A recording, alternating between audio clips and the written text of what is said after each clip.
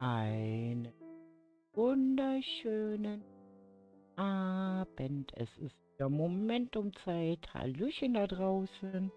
Ja, seid ihr gut durch den regnerischen Sonntag gekommen? Ich habe heute herrlich ausgeschlafen.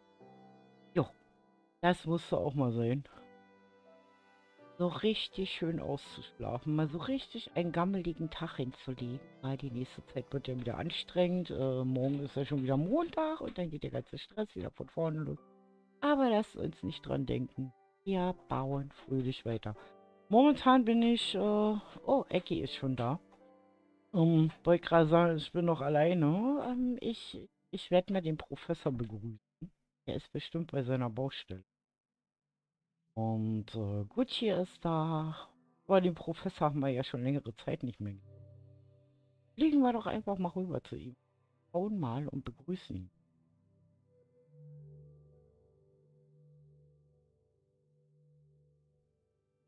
Dann schauen wir mal, wo der Professor steckt. Herr Professor? Da ist der Herr Professor. Hallo, Herr Professor. Welch seltener Gast. Hallo, hallo, hallo. Wie geht es Ihnen? Ähm, äh, Ich fühle mich heute nicht so kreativ. Okay. Also momentan, wie gesagt, kommt euch wohl die Epoche doch ganz entgegen, dass ihr da so frei entscheiden Nee, könnt, ob ihr da seid oder nicht. ja, einerseits das, aber ich meinte eigentlich eher, ich bin noch im Survival. Ach, du bist noch im Survival. Okay, okay. Ich habe gedacht, so das Kreativhirn ist noch nicht angeschaltet. Deswegen fühle ich mich im Moment gerade nicht so kreativ, weil ich noch im Okay. Survival bin. Okay. Übrigens, die Getränkelieferung ist eingetroffen.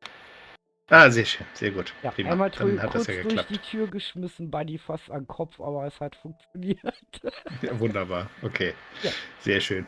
ja. Jetzt kann ich Ja, ich muss frische, jetzt, kalte Cola genießen. Dankeschön. sehr gut. Ja, ja, die stand schön kühl, stand sie, genau. Ja. Ja, hier ist schon wieder eine Menge passiert. Also wir haben ja schon alle wieder fleißig weitergebaut. Ja, ich muss mal Ähm, sehen, dass ich hier auch noch ein bisschen was hinkriege, ne? ja, wie gesagt, wir haben Zeit, wir haben Zeit. Wir richten uns da ganz nach unserer Padma-Liste. Jo, ne? Ja, ja, das Weil ist ich gut. denke mal, das ist die beste Lösung. So haben alle keinen Stress und können alle so ein bisschen mal auch andere Dinge für sich ausprobieren und so. Alles gut, alles gut. Das ist ja so geplant. Also es ist eine reine kreative Epoche. Zwischendurch taucht dann natürlich auch mal der Frei wieder auf, der uns dann mit neuen Aufgaben beglückt, die ich ihn kenne. Ja, ab und zu mal so ein bisschen Abwechslung in Form eines Abenteuers oder Ausflugs oder irgendeiner Story-Idee ist ja gar nicht verkehrt. Ja, ich hab gehört, dass nächste Wochenende sollte irgendwas anstehen, abenteuermäßig. Weil wir Oha. kennen ja hier die Umgebung eigentlich ja nicht so wirklich. Wir Ja, kennen das ja nur stimmt. diese eine komische Höhle, wo wir waren. Aber hier gibt es noch ganz viele tolle Orte, die man entdecken kann. Mhm. Da bin ich ja mal sehr gespannt dann. Ja, ich auch. Das wird relativ lustig, glaube ich. Vor allen Dingen, wir haben ja den Vorteil, wir sind ja hier nur Java. Wir haben nicht Ist so das ein eine Probleme Vorteil wie wir auf jetzt? dem Community-Server. Ah, okay, Ja, okay, okay. ja, Ja, da haben wir ein verstehe. Nether-Problem, weißt du? Die Bedrocker, die können nicht so hoch fliegen Mm, wie wir. ja, das hab ich mitbekommen. Ja, Das ja, die ist da. stecken da im Felsen fest. Also ganz merkwürdig. Wir sind aber eifrig am Lösungen suchen dafür und ja, also ich habe jetzt schon Kirito drauf angesetzt. Also der wird sich, sobald er Zeit hat, auch ein bisschen sachkundig machen.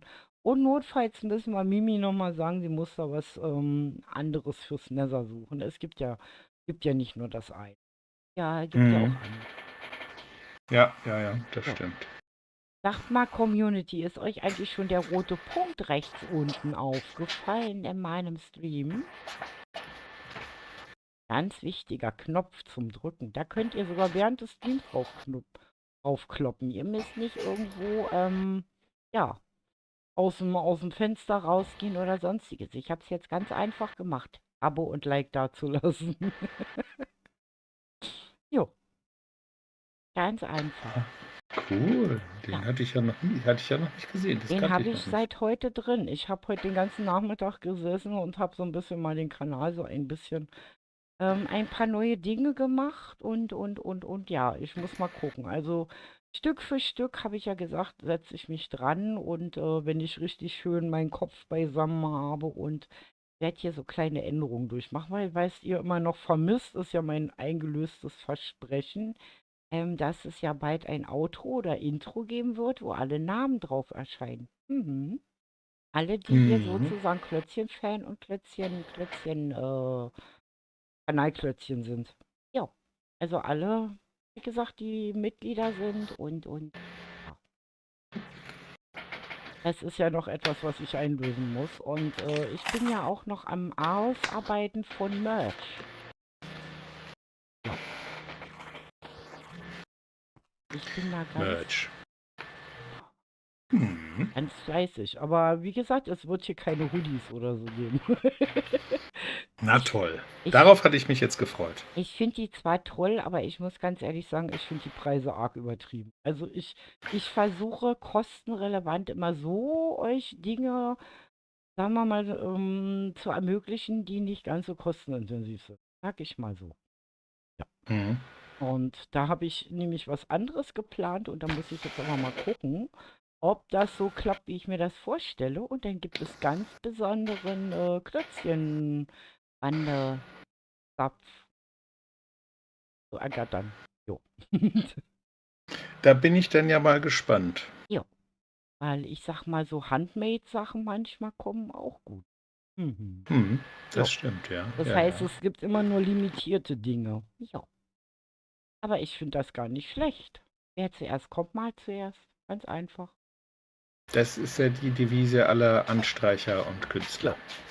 weil ich sag mal immer so, normalen Merch anbieten kann jeder. Wir sind aber nicht Mhm. normal. Wie ihr schon mitgekriegt habt. Wir sind überhaupt nicht normal. Wir sind Was? total durchgeknallt. Hat irgendwer behauptet, dass wir normal wären? Ja, Also manche das geht ja denken gar das nicht. ja.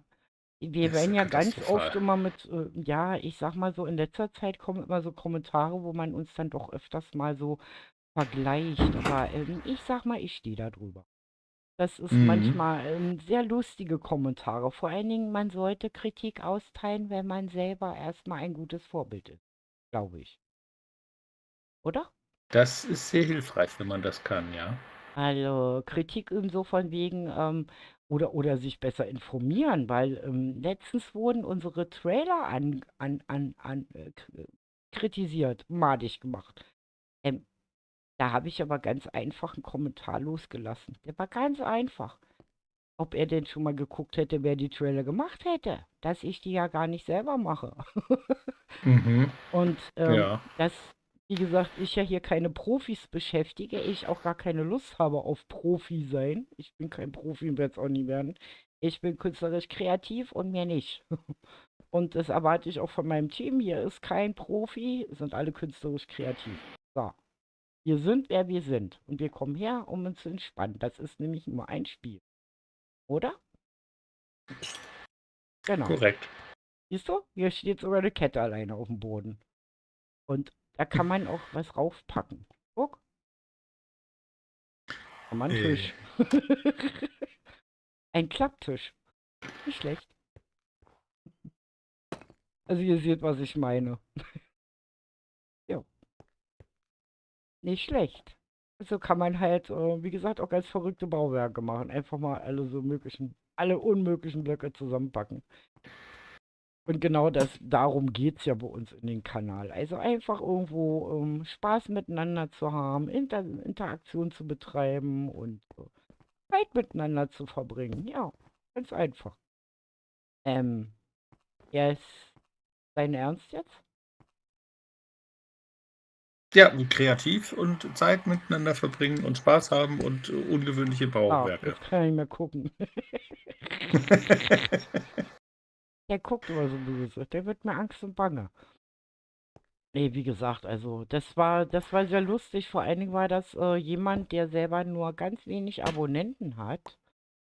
Hm, ich sag mal so, der weder Trailer noch Videos hat und naja. Wie gesagt, sparen wir uns das. Also wenn ihr schon Kritik äußert und konstruktiv sein wollt, dann ja, mit gutem Beispiel voran, weil ich bin sehr lernwillig. Also wenn mir einer sagt, pass mal auf, das und das ist nicht okay, das kann man besser machen und ich bei ihm gucke und sehe, er kann es besser, dann nehme ich mir den Ratschlag gerne an. Jo, so sehe ich das. Aber nicht jemand, der selber, naja, vergessen wir das. Okay, was heute geplant ist, also wie gesagt, wieder schönes, chilliges Bauen. Ich mache weiter meine Wohnhäuser und Straßen und dergleichen. Ähm, ja, Ecki hat hier auch noch genug mit dem Hafen zu tun. Ich denke mal, wenn Padma nachher auftauchen sollte sie das noch irgendwie schaffen. Ähm, Hm. wie gesagt, erstmal zu Hause ankommen und so, ne? Die war ja wieder den ganzen Tag unterwegs, habe ich mitgekriegt. Ja, ja, genau, genau, genau, Die genau. wohnt ja schon im Auto. Gefühlt ist das manchmal Ja, so, ja, ja. das ist krass. Also auf jeden Fall, wie gesagt, ja, die beiden sind hier noch mit dem Hafen beschäftigt. Gucci, wie gesagt, ist immer noch beschäftigt mit so einigen Umgestaltungen. Wir haben uns nämlich entschlossen, zum Beispiel die Abtei doch in Schlammziegeln und Schlamm ungeziegelt, ungebrannt quasi zu basteln und auch das Mhm. Krankenhaus, weil es passt einfach besser in die Umgebung. Wenn du mal gucken kommen magst, oder möchtest du gleich loslegen mit Bauen? Nö, ich kann doch erst mal gucken. Okay, Komm. dann lass uns mal zur Abtei fliegen. Ja, wie gesagt, wenn ich dann im Kreativ bin, dann könnte ich Ach das. so, kannst du dich nicht umsetzen? Dann gib doch mal Nee, Slash Momentum ein, bitte. das geht? Ja. Nö, darf ich nicht. Ist rot, ist normal. Aussage Kirito. Nö, bei mir steht No Permission. Ah, warte mal. Okay, machen wir es doch einfach. Flop. So, probier mal jetzt einfach zu wechseln mit F3, F4. Ah, Hehe, ich okay. bin gut, ne? So, Ja, jetzt das, müsste das das, ist doch sehr gut. jetzt hast du damit nicht mehr das Problem. So, Nee, alles klar. ja. Prima. Weil Kirito, wie gesagt, nach dem Backup einige Dinger da irgendwie sind da rausgefallen. Ja. Also wie gesagt, wer zwischendurch immer mal seinen OP-Status. Guck mal, Gladys hat hier schon die Abgänge gebaut, dann sind Häuser weiter entstanden. Wir haben jetzt fast Mhm, die schön. Hübsch. ganze Ja. Lücke geschlossen hier. Ich bin vorne jetzt an den letzten Häusern dran. Gladys baut hier weiter. Dann haben wir dieses Quarz ausgetauscht, wie du sehen kannst. Also auch der Innenhof. Ich finde, das sieht viel schöner und angenehmer an. Ja. Also es wirkt älter, es wirkt nicht mehr so mittelalterlich oder robenmäßig. Ja, das Weiße ist natürlich Quarz. Das wirkt auch immer sehr sauber, ne? Ja, Und das ist es ja nicht unbedingt immer. das war ja hier unter anderem ja auch eine Reitschule drin und Münzerei ist auch nicht gerade sauber. Also würde ich mal annehmen. So, und dann kommen wir zur Brücke. Gucci hat Tatsache geschafft an dem Tag, wo ich ihm den Auftrag gegeben habe. Wo ist denn der Professor? Professor? Äh, Professor? ja, Wo seid ihr? ja. Da seid ihr. Wohin Also, muss ich denn? Ach, da. also beim letzten Mal war das so, ich hatte ihm doch den Auftrag erteilt, eine Brücke hier rüber zu bauen. Ich finde, die ist gelungen. Ja. Die ist richtig schön. Oder was sagt ihr, Herr Professor? Die passt doch in die Zeit. Die ist Bitte. hübsch, ja. Mit den Ich hatte gerade Wasser Türmchen. im Ohr. Genau. Was ist mit der Brücke? Die ist doch gut geworden. Genau. Deswegen sage ich ja. Und wie gesagt, es wird ja noch ein bisschen Terraforming, weil wir haben ja jetzt eine ziemlich harte Kante da vorne. Also wie gesagt, wird noch ein bisschen angepasst alles, aber die Brücke passt zeitlich, finde ich super genial. Und dann ist mir nämlich aufgestoßen, weil wenn man hier nämlich durchkam, durch das Türmchen, dann war ja hier alles in Grau. Ja. Und das sah einfach zu mittelalterlich aus. Und dann habe ich gestern Ja, das einfach, stimmt. habe ich gestern gesagt, probiert's doch einfach mal mit diesen Schlammgedöns. Weil es muss ja nicht hundertprozentig 1:1 wie das Original sein. Ja, also Nee, das geht gar nicht. letztendlich, wenn man streng genommen ist, kann man es sowieso nicht. Man kann es nicht Genau, 1:1 nachbauen. Man kann immer nur sich daran orientieren und sich so ein genau. bisschen äh, Da sind ein paar Steine davon verloren gegangen. inspirieren lassen. Also wie gesagt, also ich muss ganz ehrlich sagen, mir gefällt das so viel, viel besser, weil wenn man das nachher in die Natur nämlich einarbeitet, es war ja eigentlich ein relativ schlicht gebautes Haus. Sag mal so, also den Eindruck hatte man eher durch die Größe der Anlage, als dass jetzt da überall geschnorkelt und verhückelt und ihr versteht schon, was ich meine. Also so bunt und so war halt, ne? Aber es wirkte Mhm. düster. Aber wenn man jetzt, sagen wir mal, reingeht, also jetzt in diesen Interhof, wirkt es immer noch relativ düster. Also wenn man nachher die Bäume und Wein und weiß ich was dann alles hinsetzt, dann kommt auch dieser Effekt wieder halt, ne? Aber die Entscheidung, wie gesagt, was ich eben halt ganz toll finde, dass Nonstop das auch so gesehen, also letztendlich auch für gut befunden hat, auch wenn es verdammt viel Arbeit war, immer mit 2 Layern zu bauen, aber er sieht selber den Effekt jetzt. Ne? So Mhm. manchmal sind die Kleinigkeiten einfach entscheidend. Ja, ja, ist richtig. Das ist, und ich muss ganz ehrlich gestehen, also ja, mir gefällt das alles, also wirklich sehr, sehr gut, was er hier macht bisher. Das finde ich sehr gelungen. Vor allen Dingen, weil er momentan alleine arbeiten muss. Also Gucci und so, der hilft zwar immer so ein Stückchen, aber das meiste, was ihr hier seht, ist alles wirklich vor Hand gebaut, ne? Also da ist nicht Gucci da und spiegelt irgendwelche Dächer oder so. Das hat nonstop Tatsache in seinen Streams alles per Hand gebaut.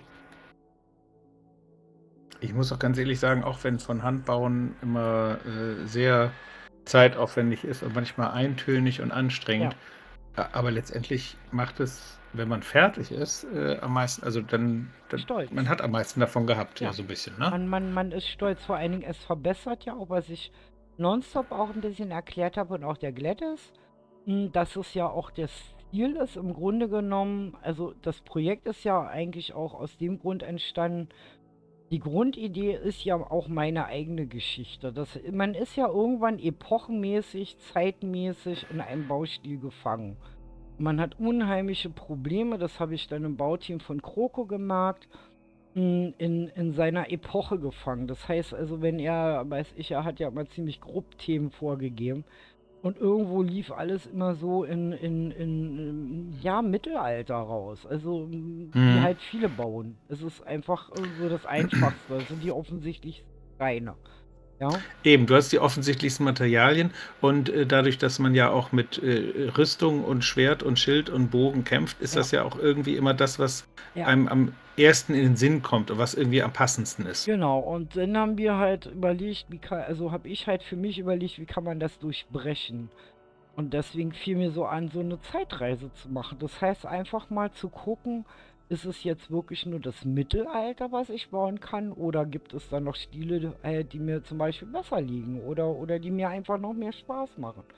Und Stück für Stück durch diese Epochen halt, sag mal, schult es auch so ein bisschen die Kreativität, sag ich mal so. Ja? Also ich habe Mhm. heute weniger Angst, zum Beispiel nach einem Foto etwas nachzubauen, als ich es ganz zu Anfang hatte. Das ist Mhm. also heute, wenn mir einer ein Foto vorliegt, also hat man ändert auch seine Herangehensweise, also seine Spielmechanik wird anders. Ja, also, weil das, was wir ja hier versuchen, auch wenn wir jetzt im Kreativ bauen, das sind alles Sachen, die wir eigentlich auch im Survival bauen könnten. Ja, wir machen das hier im Kreativ einfach, weil wenn wir es hätten in Survival machen müssen, dann würden wir nächstes Jahr in der Epoche noch sein. Ja, das Ne? stimmt. Also das alles zusammen zu farmen und zu machen und zu tun, da helfen uns auch nicht wirklich die Zauberminen weiter. Das wird aber dann in den nächsten Epochen wieder der Fall sein, weil da werden wir dann wieder ausschließlich Survival spielen. Mhm. Jo. Aber ich fand halt das Thema, wie gesagt, dieser 3 Epochen, Gotik, Barock und Renaissance halt wirklich so interessant, weil es einfach mal so ein ganz anderer Baustil ist. Ja, und in Steampunk, wie gesagt, bin ich noch am Überlegen, ob wir das im Survival machen oder ob es vielleicht sogar besser ist. Da muss ich aber noch mit Kirito reden, weil ich wollte da so ein paar Gadgets haben. Jetzt muss ich aber gucken mit Mimi zusammen, ob es dafür Data Packs gibt, weil es wäre doch mal richtig cool, wenn sich Dinge auch bewegen könnten. Oder wenn wir Blöcke hätten, Ja, oder wenn wir gibt's ja. Blöcken hätten, ja, das dürfen halt nur keine Mods sein, das ist das Problem. Ach so, ja, ja, Es ja. dürfen Data Packs sein. Aber ich weiß, dass mittlerweile die Entwicklung so weit vorangeschritten ist, dass wir sehr wahrscheinlich da auch runde Dinge, also sagen wir mal wie Räder für Karren oder sowas kriegen könnten. Das wäre natürlich cool. Hallo Melina, Mhm. herzlich willkommen bei den Klötzchen. Also das wäre doch cool. Also wenn unsere ganzen verrückten Steampunk-Sachen sich auch Tatsache bewegen könnten. Das wäre cool, ja, das stimmt. Ja, und momentan suchen wir ja noch so einen Leonardo da Vinci Data Pack. Das Problem ist, Kirito ist leider momentan so sehr beschäftigt, dass er uns leider keins schreiben kann, weil er genügend bei Kroko zu tun hat. Deswegen haben wir das ein bisschen verschoben. Also nicht Leonardo da Vinci, du machst nicht ganz irre hier, sondern ja, ich sag mal so, so ein spezielles Data Pack oder so, wenn die Arbeiten bei Kroko abgeschlossen sind, dann ist er auch wieder so weit frei, dass er da für uns was. Mhm. Ja, schauen wir mal. Da bin ich sehr gespannt drauf. So, ja, was hat sich noch verändert? Also, es ist hinten noch eine ganze Menge zugekommen. Wir fliegen mal rüber zu Gucci. Also Gucci hat das jetzt auch so ein bisschen noch aufgelockert hier, dass nicht alles ganz so dicht aneinander steht, weil wir ja auch so ein bisschen, ja, es gab ja überall in der Stadt immer so kleine Plätze halt, ne? Also so kleine Besonderheiten. Das, was neu zugekommen ist, ist ein wunderschönes Krankenhaus. Ja, also, ich sag mal so, ich finde es sehr schön. Ich weiß, dass die Schweiz ja für das Rote Kreuz steht, aber ich weiß gar nicht, wann das Rote Kreuz überhaupt existent wurde. Ich habe schon wieder den Professor verloren. Ah, Professor. Hallo. Wo stecken Sie? Professor? Er ist bestimmt beim Schloss. Herr Professor. Ah, dieser Mensch. Er ist so zerstreut, er findet nicht mal die Wege hier. So, wartet mal. Mach mal Gruppe. Mach mal eine offene Gruppe. So. Okay. Und dann machen wir einfach mal diesen. Oh, warte mal. Vicky. Da. Jetzt ist er da. Ah, ich war von diesen 4 großen Schornstein. Schornsteinen Ja, das da ist so eine abgelenkt. Schmiede. Eine Schmiede. Eine der ersten Webereien, Schmieden, Erzgewinnung, also ganz früh Ah. halt. So der erste Zusammenschluss. Weil es gab ja damals auch diesen Weberaufstand in der Zeit, glaube ich. Die mit den Mhm. Webstühlen, die ersten kleinen Genau. Manufakturen gab es. Ja. Weil Geld wurde immer wichtiger auch als Zahlungsmittel, ne? Das war dann, ja, also ich sag mal so, die unteren haben immer noch so getauscht. Ich habe nämlich gerade über etwas sinniert. Ich weiß, dass das Rote Kreuz als Sinnbild für Medizin und dergleichen sehr, sehr alt ist. Aber nicht Renaissance. Das wurde erst, Aber es war schon ein bisschen später. Ja, ja. aber ich sag mal irgendwo so mit ein bisschen Fantasie, wie gesagt, also es ist so eine Art, ich sag mal Kurhotel, Kuranstalt. Für die ersten Kuren ist das hier. Ein Sanatorium. Ja, ein Sanatorium, genau, ein Sanatorium. Ich glaube, das brauchen wir dringend, wenn wir hier fertig sind mit der Epoche. Jo, weil der Gucci hat sich ja dabei was gedacht. Ne? Mit deinem Bei was habe ich Sanatorium. mich, Bei bei, dein Sanatorium hier.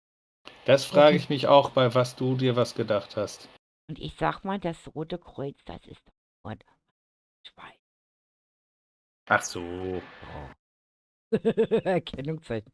Er hat nämlich auch ist dir nämlich schon aufgefallen, dass auch das Schloss heimliche Symbole hat?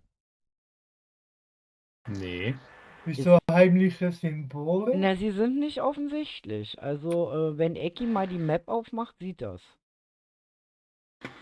Wenn du die große Map aufmachst, dann Ja.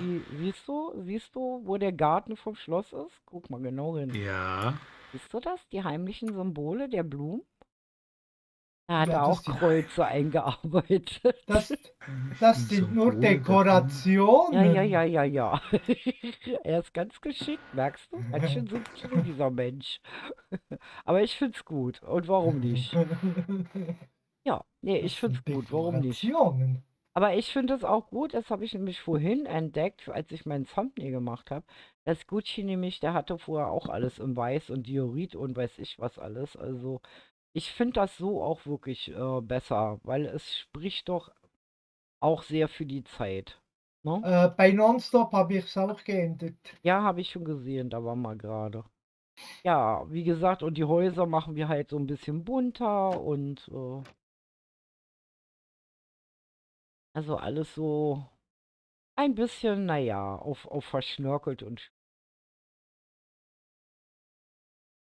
aber ich finde es nicht schlecht, vor allem diese weiten Wege hier.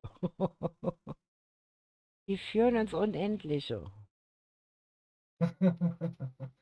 Die führen uns in die Zukunft. Ja. Ich habe übrigens eine Discord-Gruppe, ja, aufgemacht. Könnt ihr beide mal rein. Discord. Ja. Nicht Ich bin, Discord, Invoice. Nicht. ja, ich bin schon drin. Ja, okay. Bö. Okay. Auf jeden Der Fall, wie Stier ist gesagt, auch. ja, wie gesagt, haben wir überlegt, also wir werden jetzt, sorry, ich wollte jetzt keine Mauer hier hinschmeißen.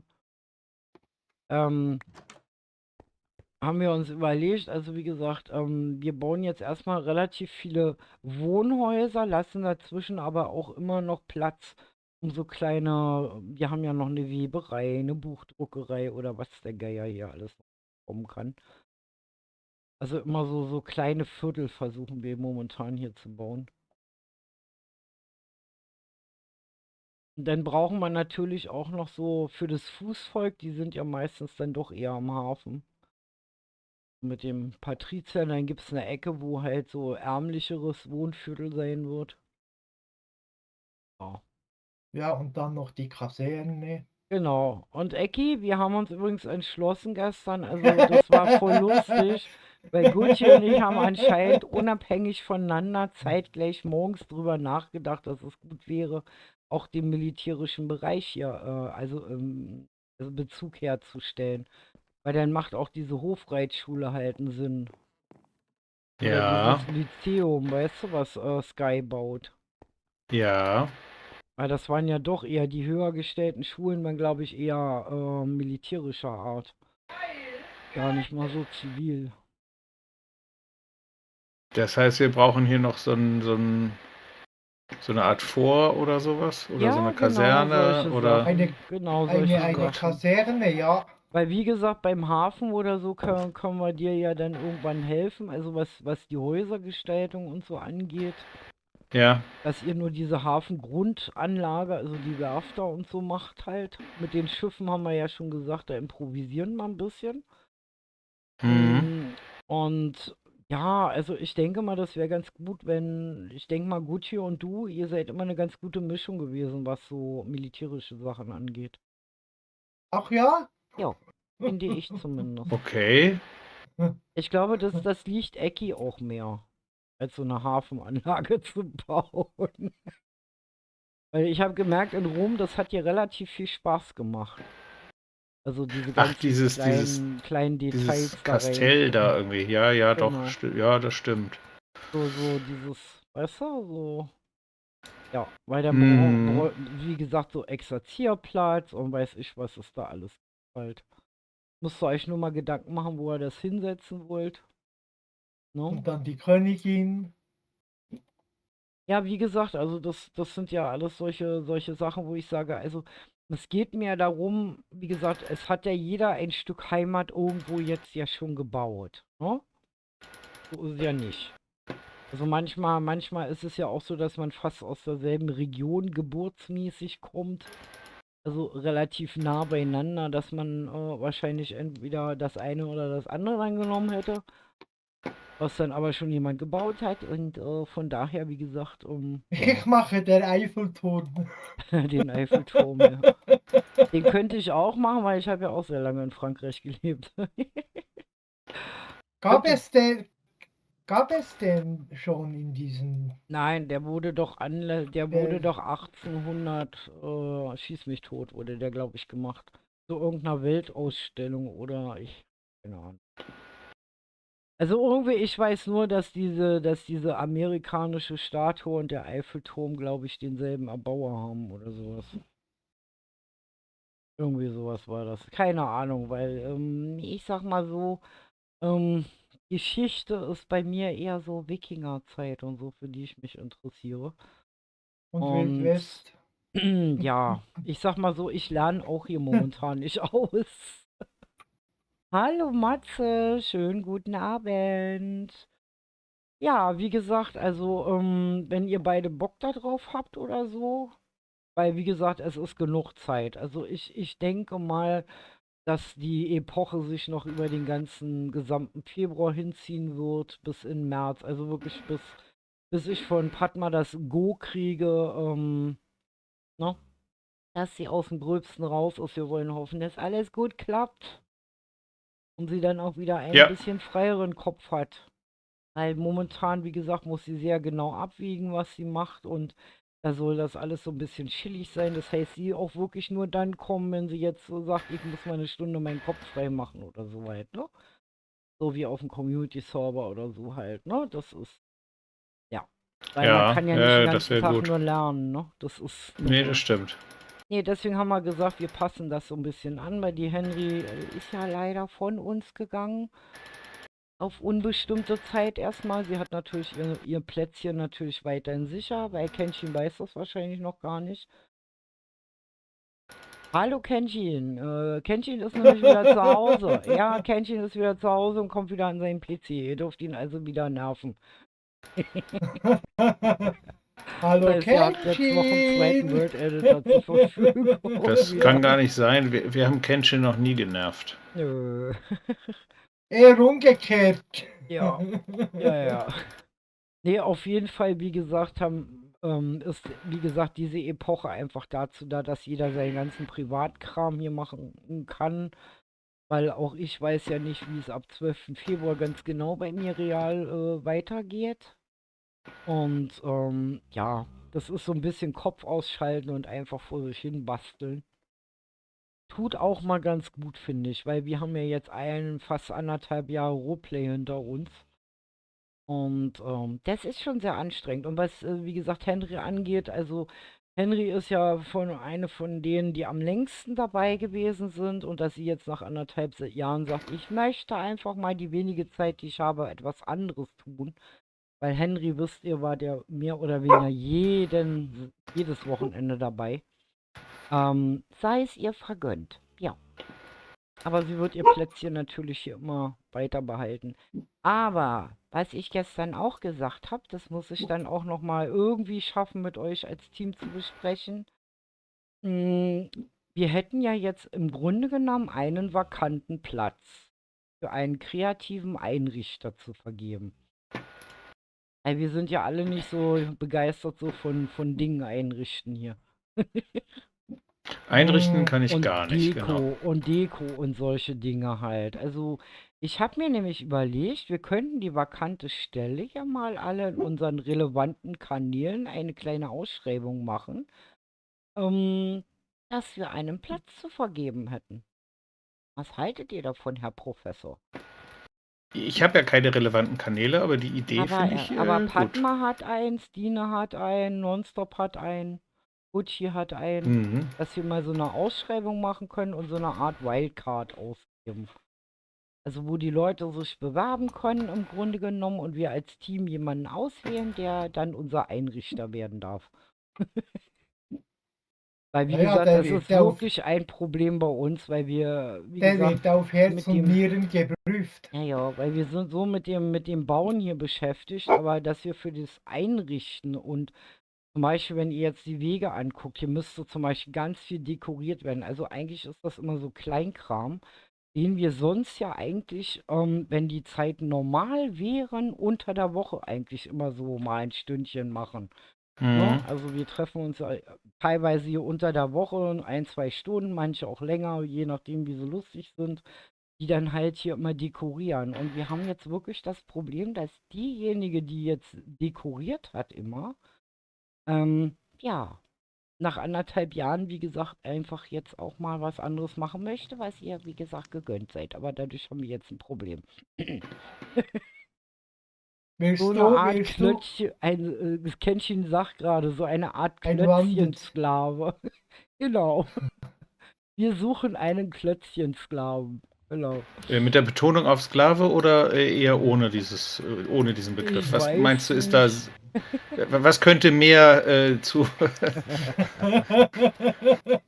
was könnte da vielleicht für Das Bewerbung ist eine sorgen oder eher schwierige nicht? Frage. Ja, ja, ja. Ich weiß nicht, ob es da überhaupt eine Antwort drauf gibt. Ja, wie gesagt, also es sei Henry vergönnt, wie gesagt, auch privat.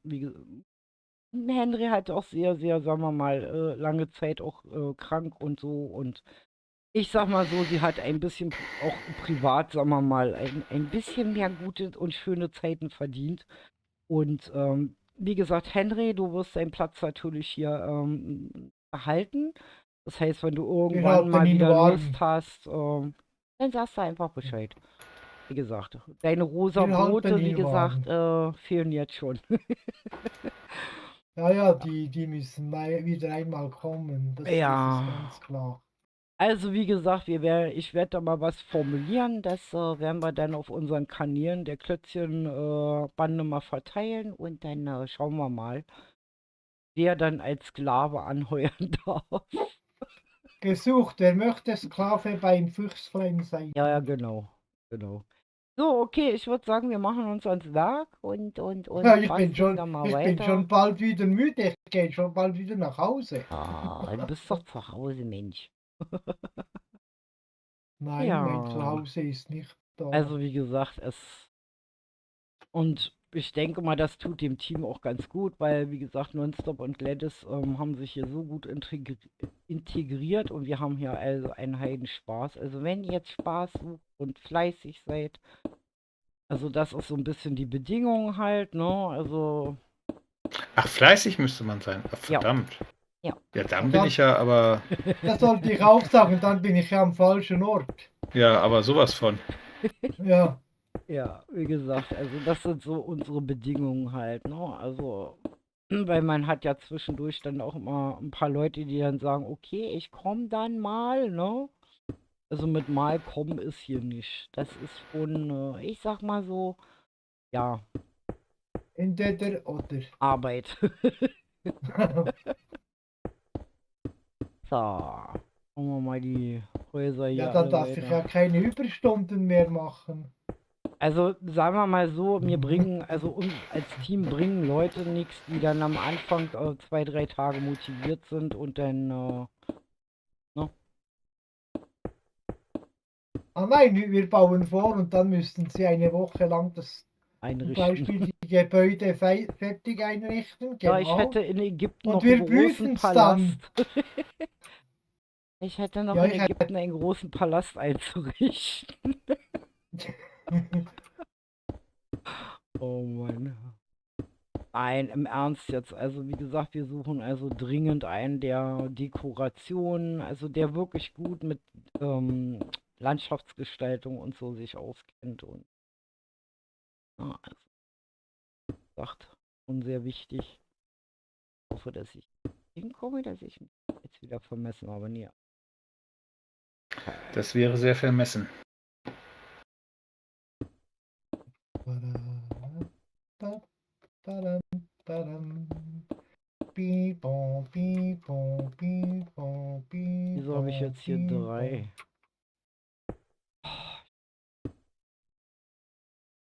Wir brauchen noch ein Feuerhaus. Ein Feuerhaus. Ach ja, stimmt. Ich denke auch immer, wisst ihr, was lustig ist? Dass ich momentan, wenn ich so überlege, was diese Stadt brauche, immer an SimCity denke.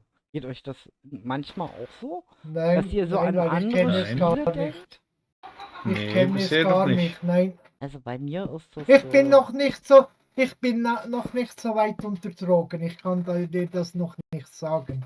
Also bei mir ist es wirklich so, dass ich, also gerade wenn ich so überlege, was so eine Stadt brauche, immer so an SimCity denke. Ich weiß auch nicht. Wahrscheinlich, weil es eins der ersten Spiele war. Naja, aber eine Feuerwache. Ja, die musst du Ein da oder- auch hinbauen, sonst brennt dir SimCity ab. Ein oder zwei Feuerwachen Ja. braucht's. Wie haben die denn gelöscht mit Eimern? Mit Eimern, ja.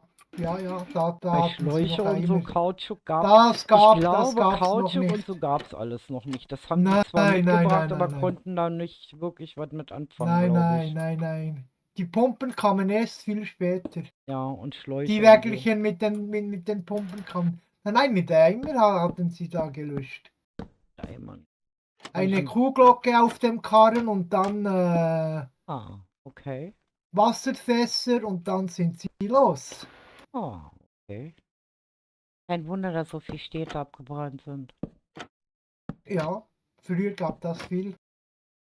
Wie gut, dass wir nicht die Pest nachgespielt haben. Das wäre Ja. einfach. Jo. Einfach sämtliche Villager umbringen, fertig. Aber der Untergang von Popeye war auch geil. Wenn ich da so manchmal hinfliege und alles noch unter Staub und Asche liegt. Das heißt ja, ich müsste ja Kirito einfach nur sagen, lade mal das Backup oder so halt, ne? Dass das dann wieder alles repariert ist, weil er hat das ja noch. Ah, das war schon Hammer. So, jetzt muss ich mal überlegen. Hier ist So, eine Seite gemacht, jetzt kommen noch 3. Juppie! Wieso müssen diese Gebäude so viele Fenster haben? ich weiß es.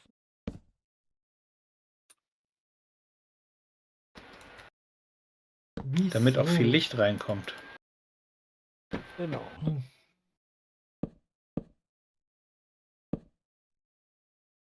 So einer stimmt immer. Naja, den ignorieren wir jetzt einfach mal. Verdecken wir eh. So, jetzt muss ich mal gucken, was nehmen wir denn jetzt? Jetzt nehmen wir einfach mal Birke. Und da. Weil die tausche ich nachher eh noch auf Stufen. Das gibt nämlich dann eine schönere Variante. Also Treppe. Eine Treppe, weil das gibt ein schöneres Bild von auf. Mehr Struktur. Aber jetzt, wie gesagt, mal die nächsten Häuser hier fertig stellen, damit wir gucken können, wie die Dächer werden sollen. Es ist sozusagen die lila Siedlung hier. So, okay. Es fehlt noch ein Gebäude in Fuchshof. Ja. Aber wie gesagt, erstmal sieht alles immer langweilig aus. Denn,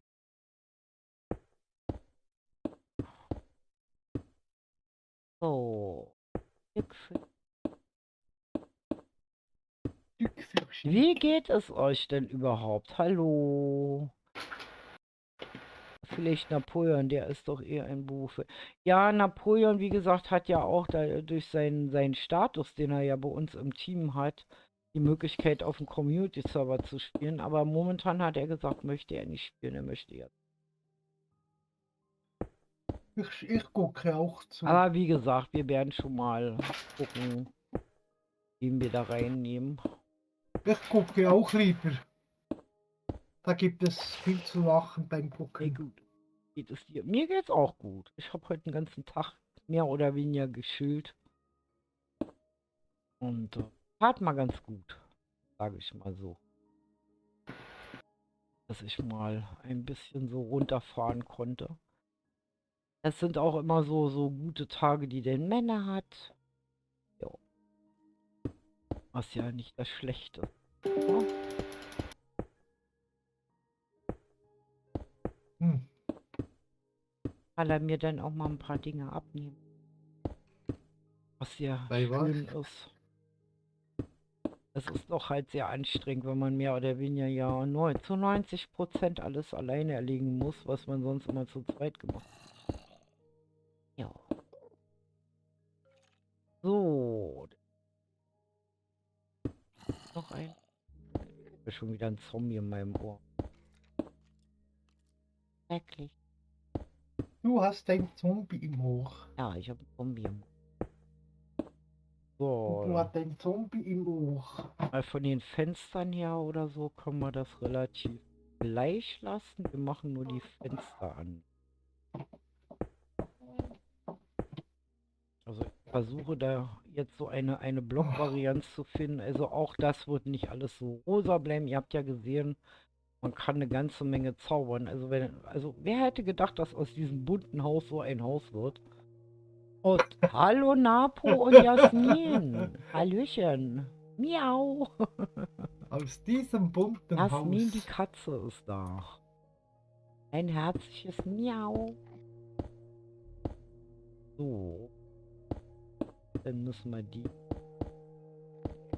So, machen. dann Jetzt kommt das immer hier so. noch. Fenster. Hier. Hier haben wir einen Dreier wieder.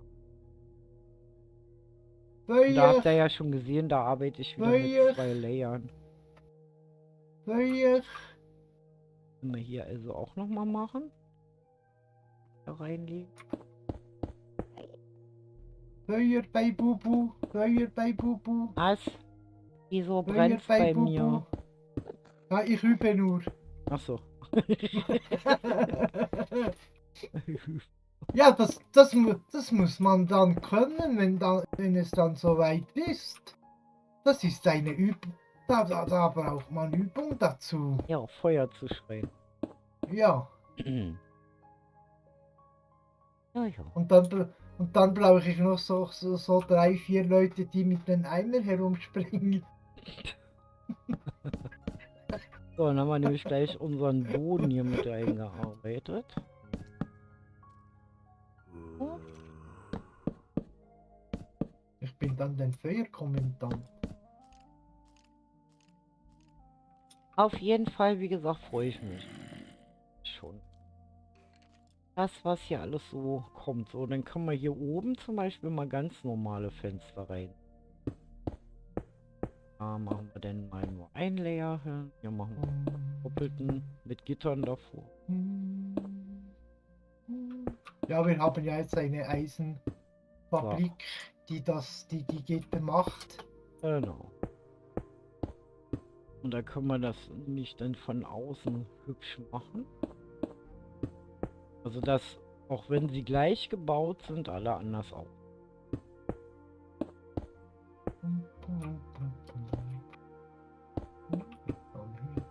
Nein, ich brauche jemanden, der bei mir die Betten reinstellt beim Spital. Weil ich habe jetzt zwei Stockwerke gemacht, das gibt auf jeden Fall Das ist anstrengend. Das ist auf jeden Fall anstrengend. So viele Betten aufzustellen. Ja, man könnte ja Kroko fragen. Er liebt ja die weißen Betten. Jo. Ich lache mich jetzt schon kaputt, wenn da eines Tages wirklich mal Villager einziehen, wie viele Villager sich dann im Krankenhaus einnisten. Ja, gut. Da suchen wir die ganzen Villager in der Stadt drin und alle sind so im Sanatorium. Ja, oder im Schloss. Ja, im Schloss und im Sanatorium, an den schönen Orten sozusagen. Wir haben ja schon einen Bauer im Schloss. Ja, Irgendwo. der war auch gut gestern, ja. Weil gut, ich hatte nämlich versucht, den einen Bauern, der auf dem Markt eigentlich arbeitet, einzufangen und hat den dann irgendwann nicht mehr gefunden, bis er festgestellt hat, er ist ins Schloss gezogen. Hallo Anton, herzlich willkommen. Wir spielen hier als geschlossenes Community-Projekt in der Java. Wir haben allerdings auch einen Community-Server, der für Java und Bedrock ist. Und hallo Chase. Wie schön, der Schäferhund ist da. Meine ganzen Adoptivtiere kommen hier. Der ganze Zoo von Nonstop. Jo, ihr wisst, wie ich es gemeint habe. Lieb Nein, gemeint. nein, nein, nein, nein, nein. So. Ich bin neu, ich weiß das nicht. So, ich baue hier nämlich gerade weiter an diesen ganzen Wohnhäusern aus dieser Epoche und es ist doch alles ziemlich bunt und schön, aber ich mag es halt bunt. Ich möchte halt auch mal bunt bauen, so. Ja, ja, so in den 60er Jahren, in der Hippie-Zeit, da war alles bunt. Ja, wie gesagt, so, ich habe ja so ein Faible halt, so ein Woodstock. bisschen buntes. Noch ein höher. Mal den hier wieder, den hellen. Hey, Oh. dann so.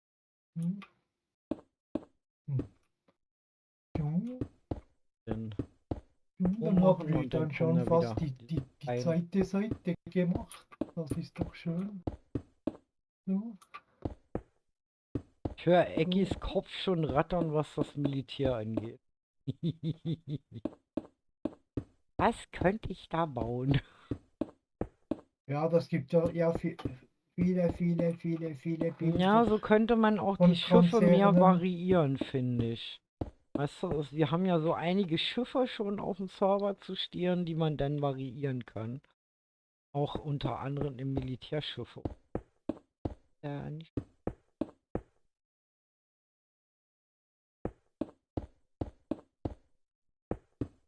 Und dann weiß Ilo wenigstens, was er bauen soll.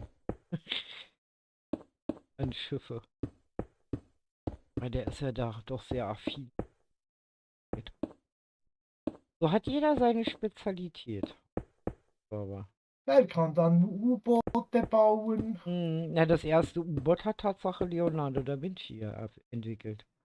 Ja, der erste, Ob der damit das Flieger auch auch. Tatsache unter Wasser war, das war ja so ein ganz komisches, sah ja ja, wie so ein Trichter aus mit dem Deckel drauf oder so. Ganz merkwürdig sah das aus. Sehr merkwürdig.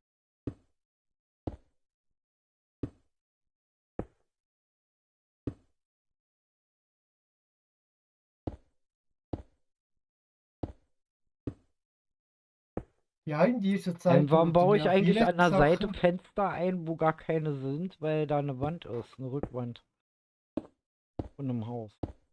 Ja, in dieser Bin Zeit schon wieder wurde viel erfunden. Ja, wie gesagt, auch der erste Fallschirm und solche Sachen halt. Man glaubt's gar nicht. Also Leonardo da Vinci ist zum Beispiel für mich, als die ja mit Kunst und so sehr viel am Hut hat, also ist so einer meiner Favoriten. Absoluter Leonardo da Vinci-Fan.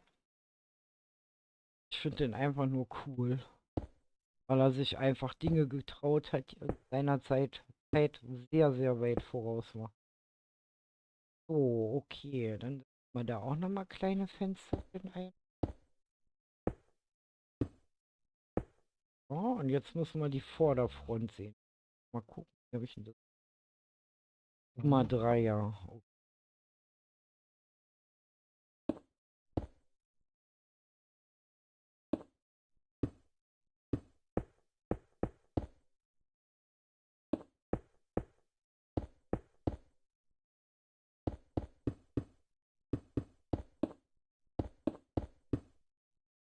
Wenn die nicht 3er auch. Vom Professor hört man nicht mehr so viel. Er ist hochkonzentriert am Arbeiten. Ja, hoch konzentriert. Hoch. Nicht tief. Hoch. Nein, natürlich nicht. Hoch. Oh. Haben wir hier wieder unseren Mittelpunkt. Und dann können wir hier nämlich noch beigehen und kloppen auf der Ebene mal so Bubu will immer kloppen. Fenster. Fuchs, der Klopper.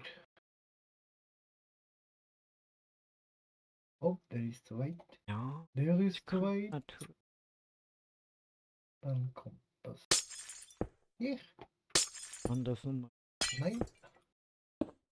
Da. So. Hm. Hm. Den guck. Hm. Hm. Ah, gut. Nein. So. Und so. Ah, das. Und dann. Hier haben wir ja gar kein Fenster. Hier haben wir nichts Fenster. Dann kommt das da. Da. Da. Und dann kommt das dahin. So, stimmt. Ups.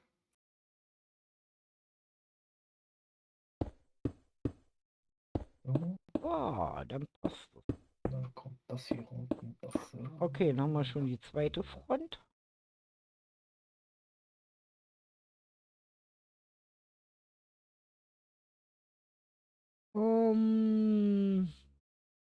Bubu liebt all ihre Klötzchen. Genau, genau. Alle Klötzchen mag ich. Alle, die Abo und Like drücken. Die anderen nicht. Doch, die Welche denn? anderen, Die die blauen anderen am mag liebsten oder die ich. Die anderen grünen mag oder ich die auch. roten, die runden oder die eckigen? Bauklötzchen. Die. Oh, genau, da habe ich ein Zweierfenster. So, okay, dann haben wir jetzt So. hier, Dann. da könnte man eigentlich Dann noch kommen wieder Fenster rein. Stufen. Das da. Das war auch die Zeit, wo sie so bei den Fenstern so dicke, schwere Vorhänge hatten. Hm. Warum habe ich hier schon wieder einen Kami in meinem Ohr? Immer einfach mal so Nein, das ist doch dein Hund. grauisch. Machen wir so eine Kombi. Und später wieder quasi wie so ein Sichtschutz. Nun, noch die untere Reihe. Dann brauchen wir nur Oh, noch eine Seite zu machen. Ach, das gibt viel Arbeit. Wieso muss man immer so viel Arbeit, Gebäude bauen, die eben so viel Arbeit machen? und du alte Schnarchbacke. So, okay, das heißt, muss ich überlegen, was für einen Block nehmen wir jetzt. Ein Klötzchen-Fan ist eingeschlafen. Er Oh, wir schnarcht. verraten unsere Eltern nicht. Genau. Ja, Also wie gesagt, also, weil das spielt überhaupt keine Rolle. genau. Weil das kann nämlich auch gefährlich werden und deswegen sagen wir immer, bitte sagt nicht, wie alt ihr seid. Ja. Oder man sagt, mit 20 hat man aufgehört zu zahlen. Genau. Ja, es dient ja auch zur Sicherheit halt, ne? Weil wir sind ja auch Ja, immer Kinder, die zuschauen und das und müssen sie wir auch wollen die nicht ein bisschen wissen. schützen. Ne? Und Also das von müssen die daher. ja auch nicht wissen. Ähm, und hallo, liebe Ilse, herzlich willkommen. Ich glaube, dich hatte ich auch schon lange nicht mehr gesehen. Ich glaube, du warst hier auch schon.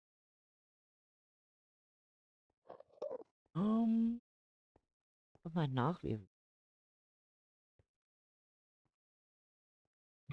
Das freut mich. Wird das schön, wenn ab und zu mal wieder mal welche zu uns stoßen, die schon längere Zeit nicht da waren.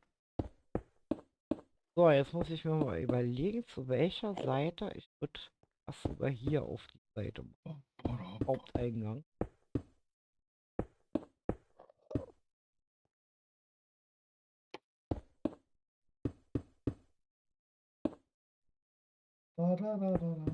Erstmal die erste damit kann man die Fenster dann besser verteilen. So, das Hier heißt, haben wir einen Dreier. Da haben wir ja einen Ware. Dreier. Dann müssen wir das so machen. Und da kommt das dann so hin. Ihr seht, es ist eigentlich immer Genau. dieselbe Bauweise und es variiert nachher dann wirklich nur durch die Blockwahl. Und die Dächer, die verschieden sind. Wie groß wird denn so ein Blockwal? Ein Blockwall, bei mir 13 mal 15 Blöcke hoch 2 oder.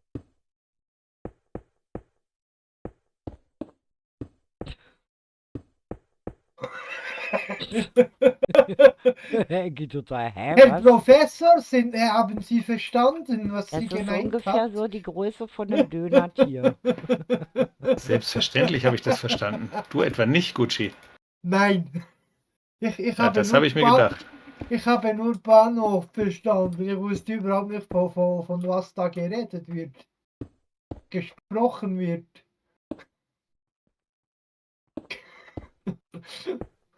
Ja, das sieht aus wie ein Ups, Dönertier. was? Ja, so ein Blockwal. Kennt ihr kein Halt, Dönertier? halt nur ein bisschen nasser. Ja, Ein Blockwal. ja, Und ein Blockwal, ja. und wie sieht ein Blockwal aus? Wisst ihr, was ich übrigens komisch finde? Ist euch eigentlich schon mal aufgefallen, dass der Delfin als einer der wenigen Mobs nicht wie Klötzchen aussieht? Also nicht wirklich? Dass der doch schon realistisch rüberkommt? Ja, wir sind nicht so viel auf dem Wasser wie du, Bubu. Ich bin meistens immer unter Wasser, kurz vorm Ertrinken. Nee, das ist mir letztens so aufgefallen, dass so ein paar Tiere gibt, die nicht aussehen, also als wären sie aus einer Klötzchenwelt halt, ne? Oh. Weil wenn ja so an Magma-Blöcke und so was alles, das sind ja alle Klötze, auch die Kühe und Schweine, die sind da alle relativ eckig. Aber der Delfin Der ist rund. oder eine Lore, eine Lohe, die sieht auch nicht Eine gerade was? viereckig. Eine Lohe im Nether. Ja, was ist das? Die ist auch nicht gerade sehr Ja. viereckig.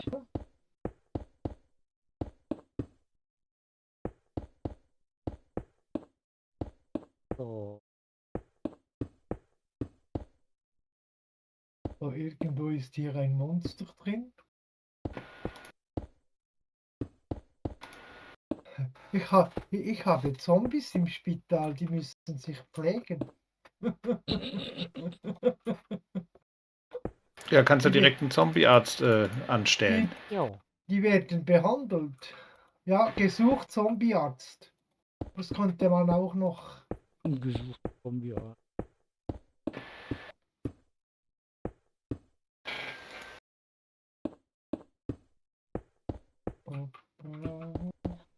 Weiter. Ah. Mhm. Ja, hier so.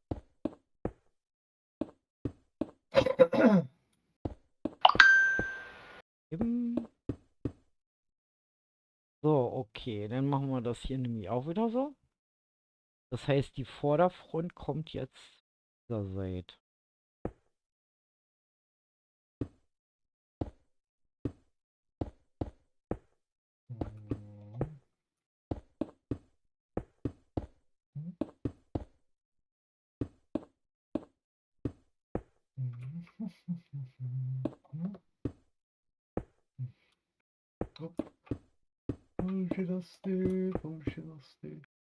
So, dann haben wir einen Zweier. Toll. Warum haben wir jetzt einen Zweier? Wieso, was wolltest du? Ein Dreier? Zwei. Haben wir schöne Zweier Mitte. Ich weiß. Ich habe keine Ahnung.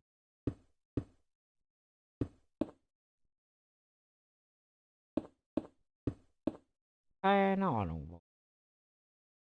Was habe ich jetzt hier? Oh, da wieder. Da könnten wir allerdings auch beigehen.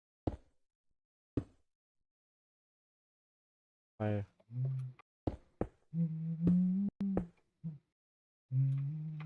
ja, es sieht besser aus, wenn man das. Ja.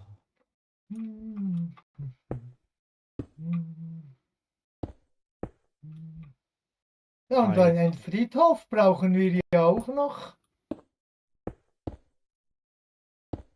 So. Einen Friedhof. Passt immer noch nicht. Geht nicht auf. Okay, dann machen wir hier. eine und da machen wir in der Mitte ein Zweier. Okay, dann haben wir hier. Es muss ja auch nicht jedes Gebäude gleich aus. Dann machen wir doch Feuerfenster. Das geht schon. So, jetzt muss ich mir mal Hm. Gedanken machen, wie ich die. Ja, die Scheiben werde ich wahrscheinlich doch weitermachen.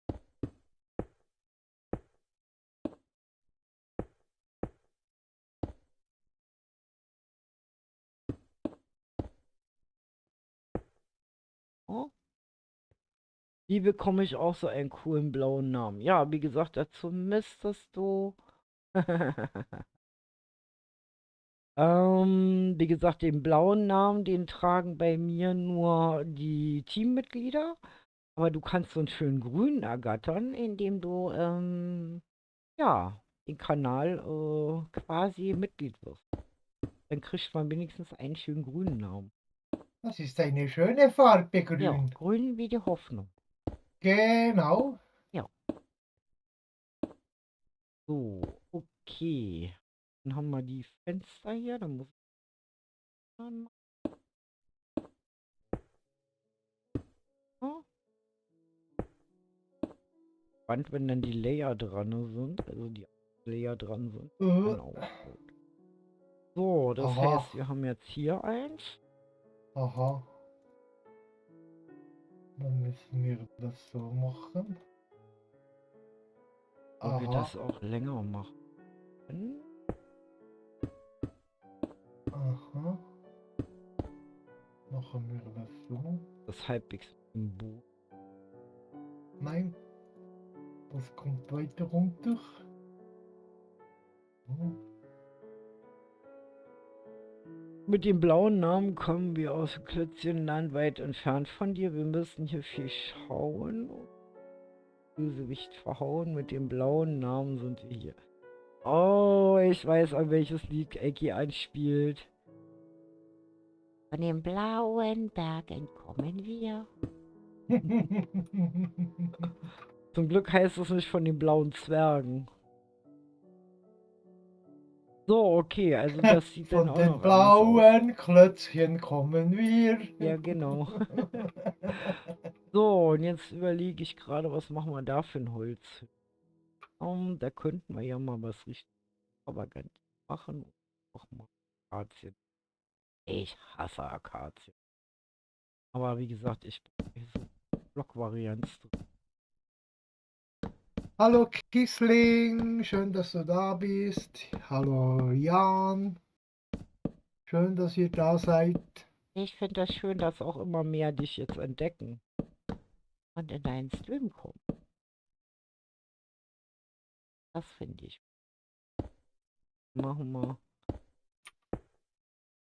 Jetzt ist die Seite. Ja, zu der könnte ich es machen, aber da kriege ich der nicht. Problem. Hier haben wir auch ein Problem. Hier verschwindet nämlich doch noch ein Dach. Ah, toll. Und hier, also so mit. Ja, mir geht es gut. Kissling, wie geht es dir? So habe ich hier noch keine Fenster.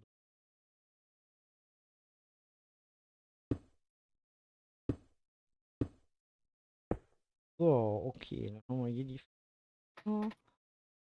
Da kommt dann der Karte hin. Das heißt, das Fenster kann auch weg.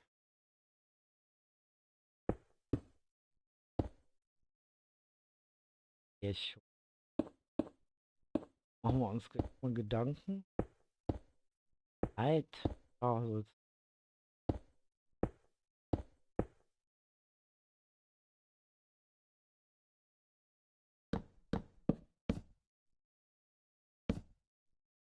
denn hier.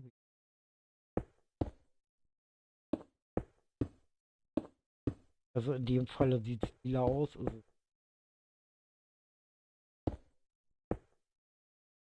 Hier werden zwei.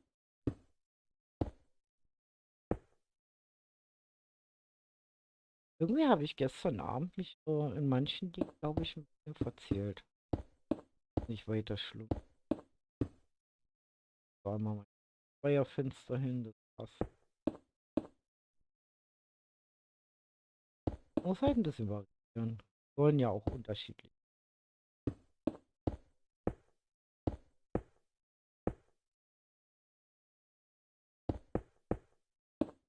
Dahin. Okay. Weil da sind.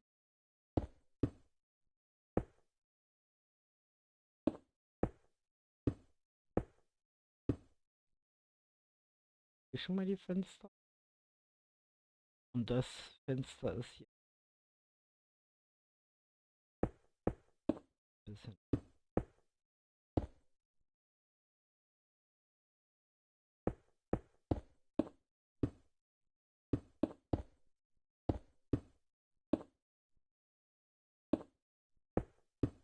Ja, dann passt. Relativ.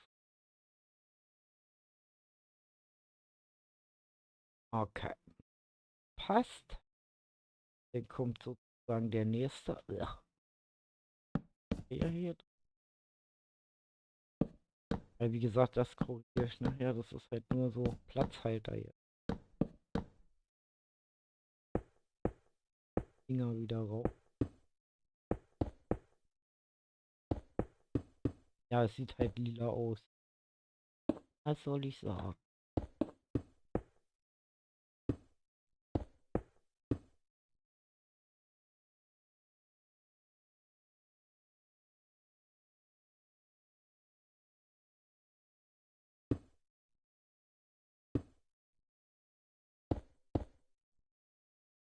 Ach, hier bauen wir ja gar nicht. Hier bitte ich ja Fenster leer dann hin. Hier passt er nicht hin. Okay.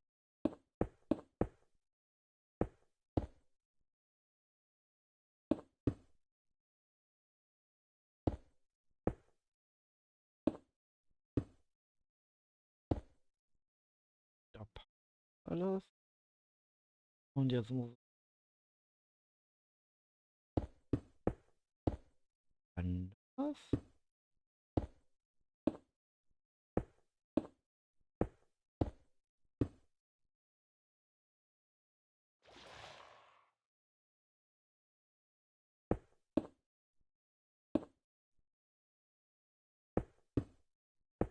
Passt.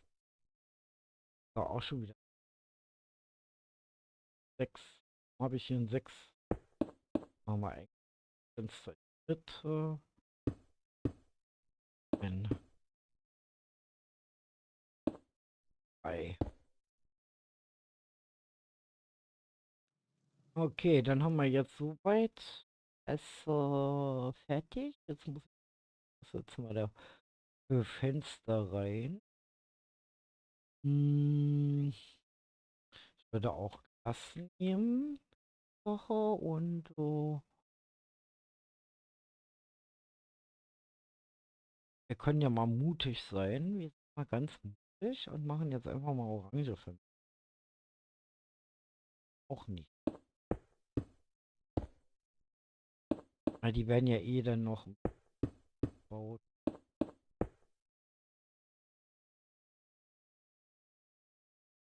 Da haben wir die drinne.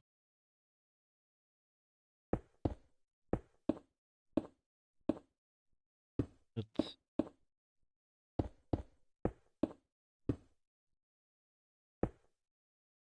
Also als Fensterläden. Und so, jetzt haben wir erstmal so das Außenbild hier geschafft. Und wie bekomme ich einen schönen grünen Namen? Ja, wir haben dir schon geantwortet. Genau, also wie gesagt, diesen schönen grünen Namen, den gibt es mit der Mitgliedschaft und die blauen Namen, das kennzeichnet mein Klötzchen-Team, damit ihr sie erkennen könnt. So, okay, das heißt, jetzt fehlen hier eigentlich nur noch die Außen leer und die Dächer. Jetzt müssen wir mal gucken, welche Dächer wir hier reinsetzen.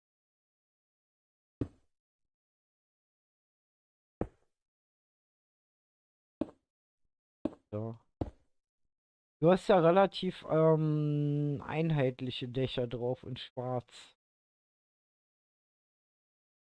Ich denke mal, schwarze Schindeln, ja, könnte man machen. Über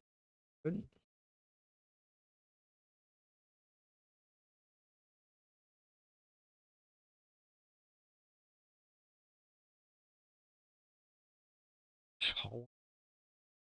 Wir könnten ja auch Dächer. Das könnte man hier. Das ist klassische Variante. Bei Schwarz finde ich zu heftig, weil das Gebäude schon sehr heftig. Man könnte natürlich Kupferarbeiter machen.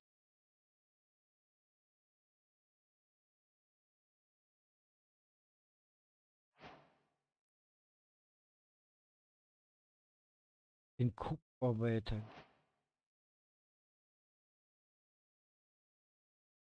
Ich mag diese. Probieren wir es doch.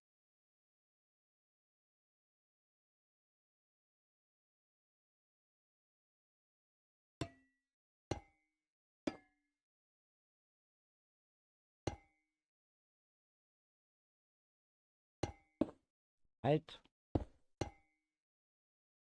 Setz hier wieder falsch an. Wartet mal.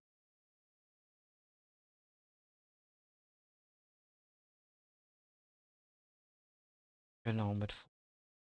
Genau, so war das. Okay, also. Hinhand. Oh.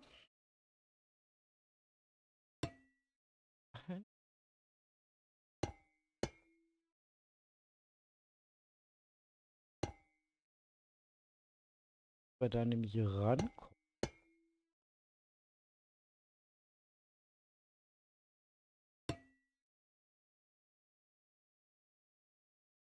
Hm. Ja, höher werden.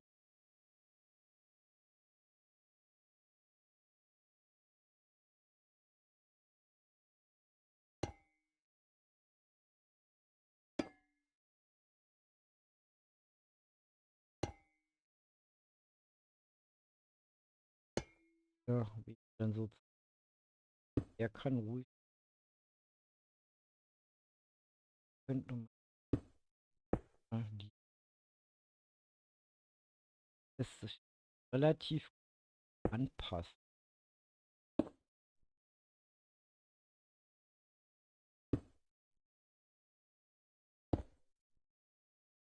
Machen wir das hier.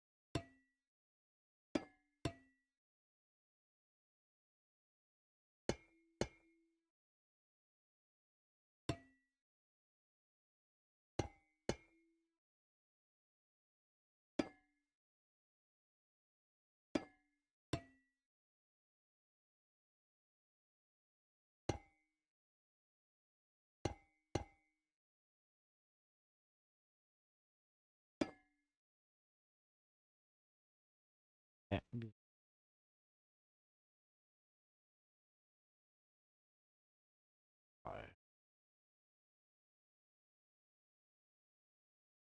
aber zu nicht da dran.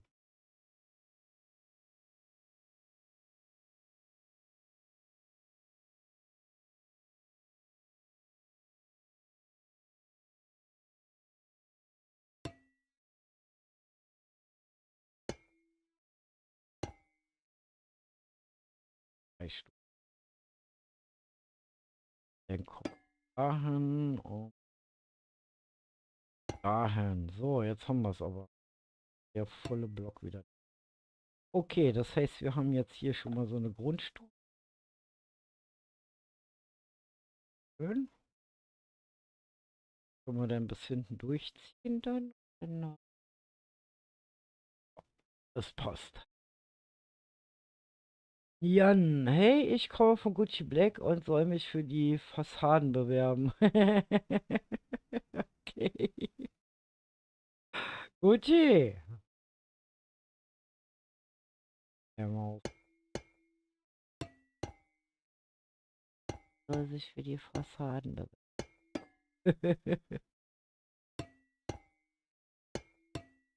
Gucci, hat schon wieder was auszusetzen bei den Fassaden. Ich bin ja noch gar nicht fertig. Ich bin ja hier noch am Bauen. So, okay. Noch jemand im Invoice?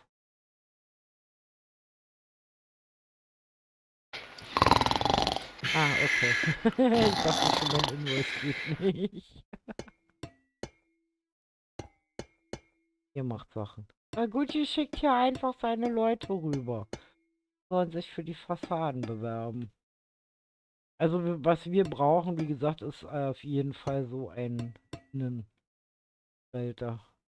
Ein Sie wollten Innenarchitekt. Information, ich habe es jetzt nur zur Quelle geschickt. Ja, ja, ja. Für die Fassaden bewerben. Nein, ich habe gesagt, nicht für die Fassaden, für die Ja, Dekoration. genau, für Deko, weil wir brauchen, wie Für gesagt, Deko. immer noch für die Deko. Pour Da, les décorations. ja, und da werde ich jetzt aber, wie gesagt, die Und einen Tage, in einen Einrichtungen. also wie gesagt, da werde ich jetzt die Tage mal so einen Post raushauen, wo ihr euch dann im Discord bewerben könnt. Und dann schauen wir mal. Ich spiele schon seit der 1.5.2 und kenne mich schon aus. Das klingt gut. Also wenn du schon so lange spielst, Ja, dann hat sie auch Erfahrung. solange es alles Java ist und kein Bedrock, das ist für mich die Voraussetzung, weil hier geht nur Java. Weil selbst der Gucci musste sich Java einfrümmeln. Nein, ich durfte. Ja, du durftest. Weil Gucci ursprünglich ja mal Bedrock-Spieler war. Den haben wir einfach ein bisschen, ich sag mal, Nur die Bubu war schuld daran, nur die Bubu war jo. schuld daran. Aber jetzt ist er ganz glücklich, dass er mit Java auch No. spielen kann. Hm, hm. Da konnte man nicht an. Duria. Die Duria. Die Duria, das ist doch eine Streamerin, wenn mich nicht alles täuscht. Aber ich glaube, ich weiß gar nicht, ist die Oh, Twitch oder ist die. Ich glaube, die ist Twitch.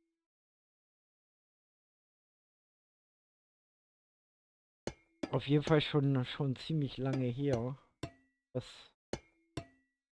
wenn es die ist, die ich meine. Aber es gibt ja dann nur die Duria. Sagen wir mal so, ich kenne schon eine Menge und sehr lange Leute, aber also alle mit Namen merkt man sich dann auch nicht. Aber manche, wie gesagt, haben ja auch mittlerweile aufgehört. Real Life eingeholt und so. Ich bin ja auch ursprünglich aus einer größeren Gruppe. Aber die haben damals alle noch studiert und jetzt haben sie alle Familie und Kinder und Haus und Arbeit und ja. Da passte das dann nicht mehr rein. Vereinzelt streamen noch einige, aber eher so für sich.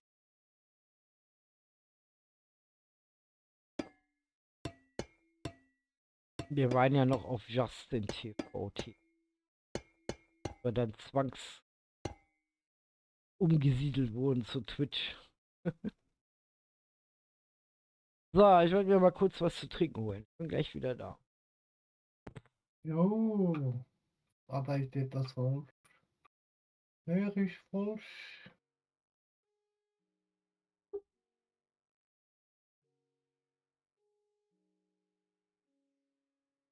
PV Patlas, hallo, schön, dass du da bist. Nein, man kann hier leider nicht mitspielen, das geht nicht.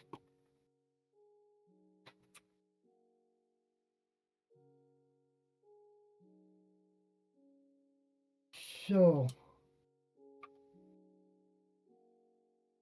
Dann haben wir mal die Fenster gemacht.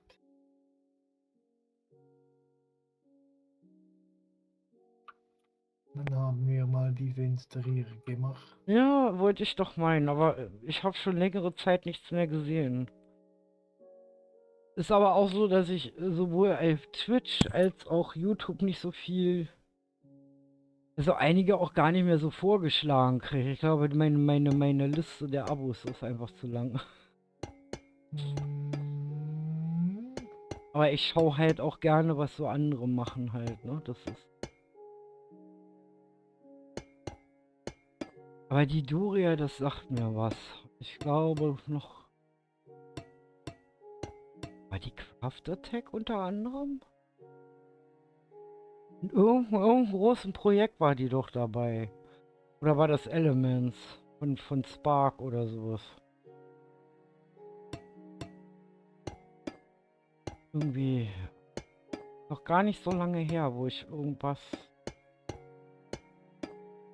Weiß ich nicht. Keine Ahnung. Ich kann es gerade nicht einordnen, aus welcher Bubble die kommt. Aber der Name, wie gesagt, sagt mir definitiv was.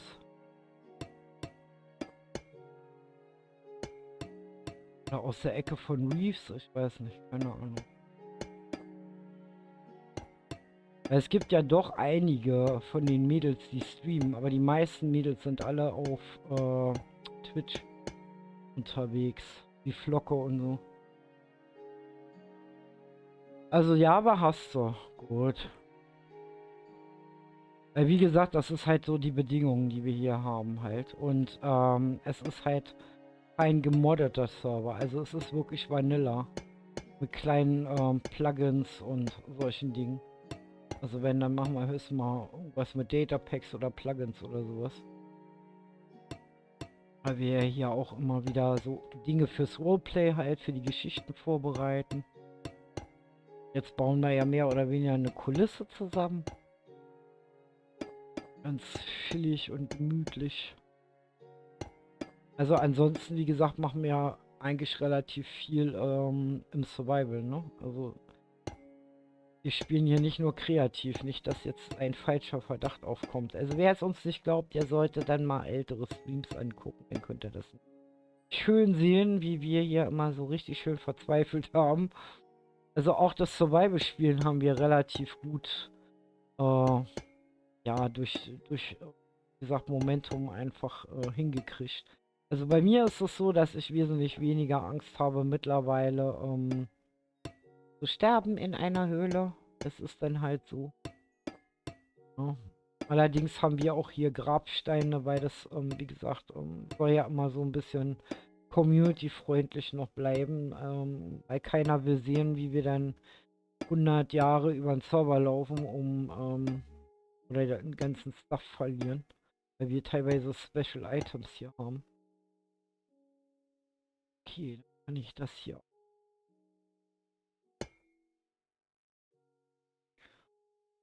Dann muss ich mal gucken. Hier würde ich, denke ich, dahin wollen. So, okay. Also wie gesagt, ich freue mich, wenn du dich da bewerben möchtest. Also wie gesagt, für uns ist halt so das Wichtigste halt, dass man sich so vom Team halt ergänzt. Also jeder hat ja hier so seine ähm, speziellen Dinge, die er kann. Und äh,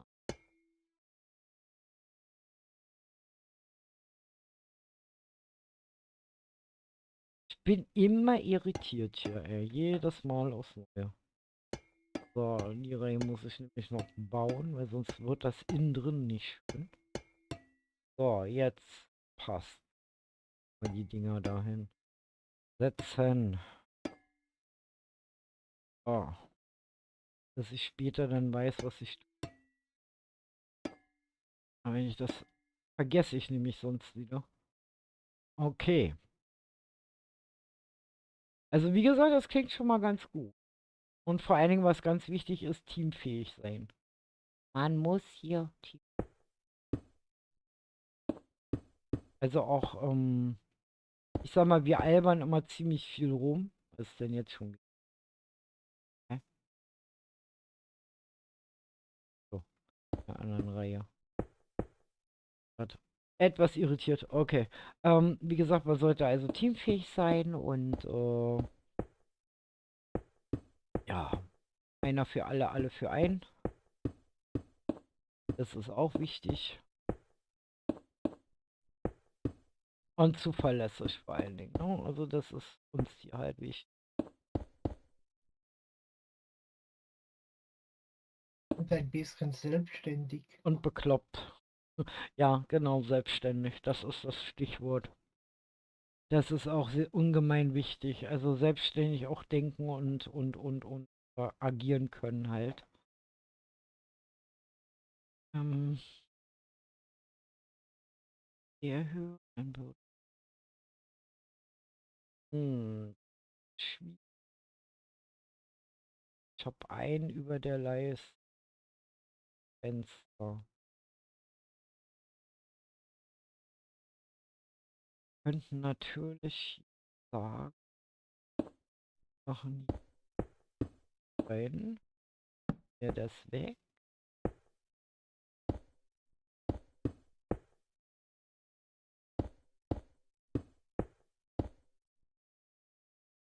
Eins, zwei, drei, 1, 2, 3, 4. Irgendetwas geht nicht auf. Irgendetwas geht nicht auf. Irgendetwas geht nicht auf. 3, 3, Grüßt du dich?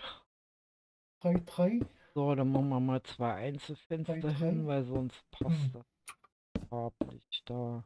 3, 3, Dreierfenster. Dann machen wir das 3, so. 3. Man brauche 3, 3. Was ist das? Tiefenschiefer. Fassade. Tiefenschiefer. Dann machen wir das vielleicht so. Gucken wir mal, ob das so funktioniert. Machen wir da noch einen oben drauf. So. Ja, dann machen wir das Geht so. so die Das geht Stimme wieder. auch. Okay, also wie gesagt, Okay. gut wäre natürlich, umso mehr Kenntnisse man hat. Wäre natürlich cool. Also wenn du sagst zum Beispiel, also es gibt ja, jeder hat ja so sein Steckenpferd, was er gerne macht in Minecraft. Ne? Also wir suchen ja eher so die Bilder, Kreativen. Und andere, die suchen dann eher so Leute, mit denen sie halt PvP und sowas machen. Also bei uns ist das Augenmerk eher auf, wie gesagt, kreatives Building und ja, Roleplay halt, ne? Also Interaktion. Ich sag jetzt mal Interaktion, sonst haut mir Pat mal wieder eins von Latz. Weil wir interagieren hier. So. Genau, hier fehlen nämlich auch noch die Fenster.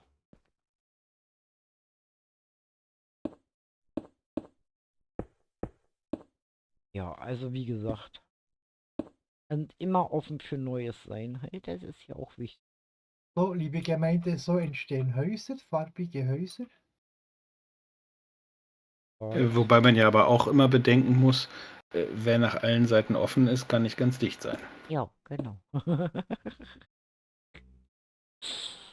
Okay, das ist ein ziemlich hohles Haus hier erstmal. Das ist nicht hier durch.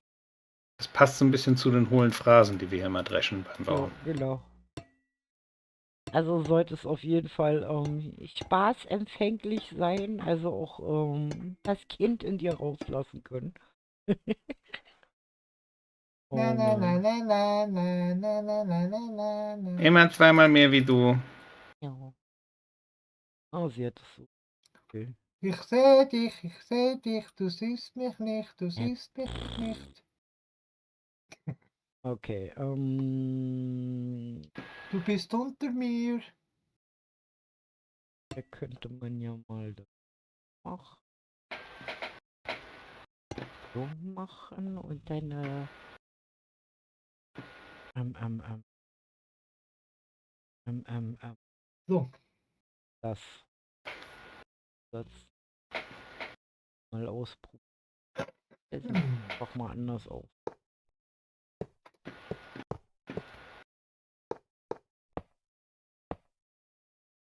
Sollte man das da hinsetzen, muss hingehen. Könnte man, in der Mitte, könnte man, muss. So, okay, dann haben wir zumindest das schon mal, das Dach da drauf. Weil jetzt bin ich nämlich dabei, die ganzen Dächer hier zu planen. Aua. Juckt's. Ich hab da irgendwas gepiekst. Ich glaube, ich habe immer noch so ein bisschen Holz. Okay, dann werden wir mal schauen. Dann machen wir jetzt einfach mal so. Kloppen wir einfach mal so ein schwarzes Steingedöns dazwischen. Warum nicht? Der Fuchs ist wieder am Kloppen. Ah ja, muss sein. Der kloppende Fuchs. Ja, Oder wie sagt wir man so schön? kloppen da einfach mal so was rein. Es wird gekloppt. Ja, ja.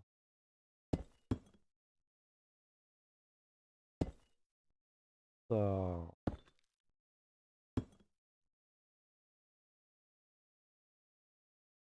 Ende.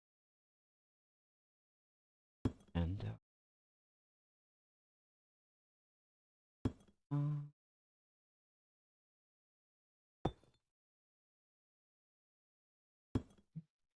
So, dann kann der hier nämlich auch höher. Dann müssen wir das hier alles ein bisschen verändern.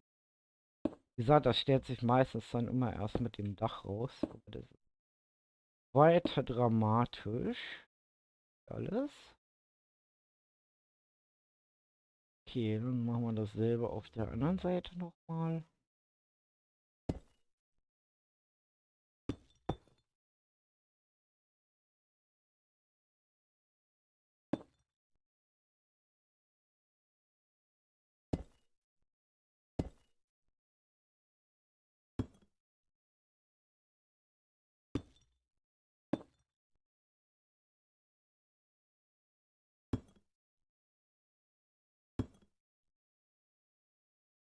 Ups.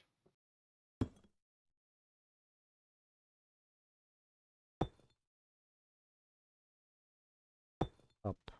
Okay, kommt hier.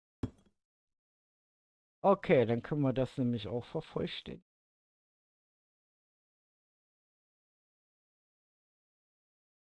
Eieiei. Dächer bauen. Was ich schon alles für Dächer gebaut habe. Wahnsinn. Ich habe so oft immer gedacht, das passt nicht. Dann hat es letztendlich doch irgendwie immer gepasst.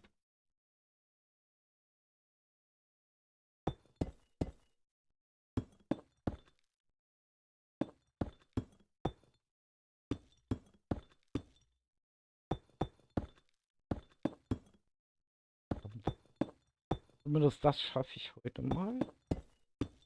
Die ganzen Dächer hier raufzusetzen. Aber es macht auch irgendwie Spaß, mal so im Akkord so mehrere Häuser zeitgleich zu bauen.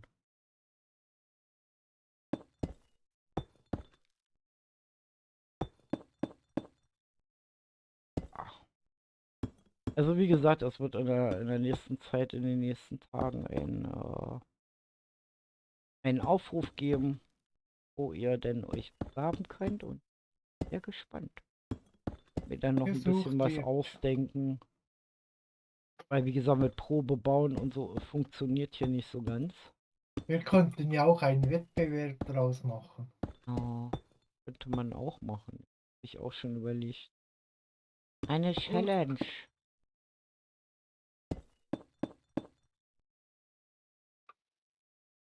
Erster Preis, Sklave bei den Klötzchen. Wildcard bei den Klötzchen. Sklave bei den Klötzchen.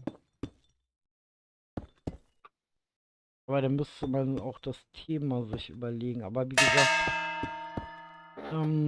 da kommt es ja dann drauf an. Oh, herzlich willkommen. Also hier bei Momentum geht das leider nicht, weil das ist ein festes Projekt.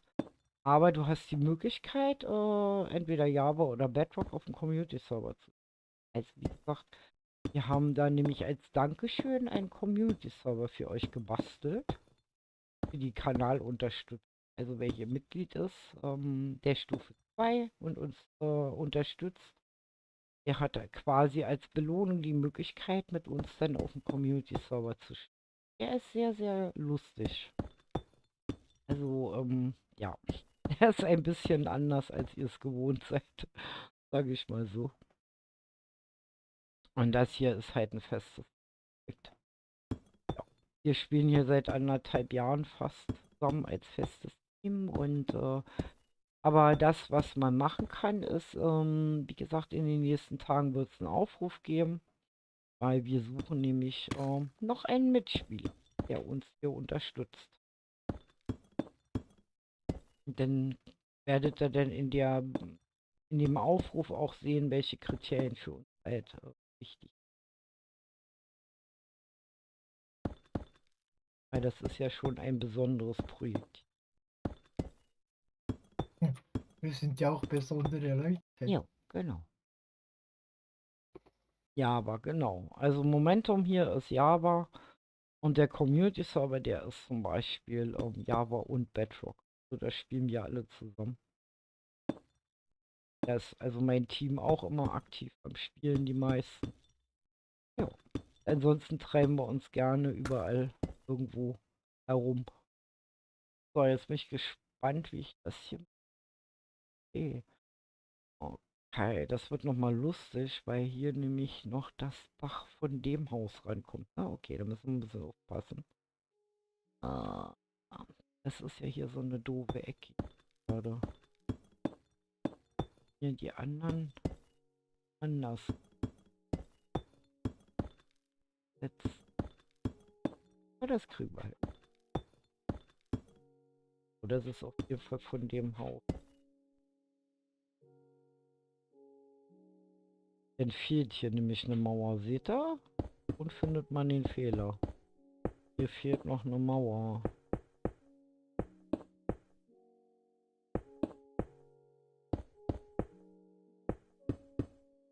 So schnell kann es gehen.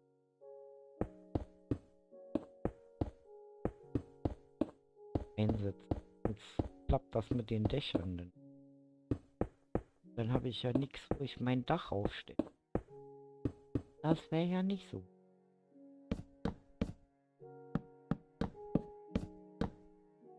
So, okay, und die Rest.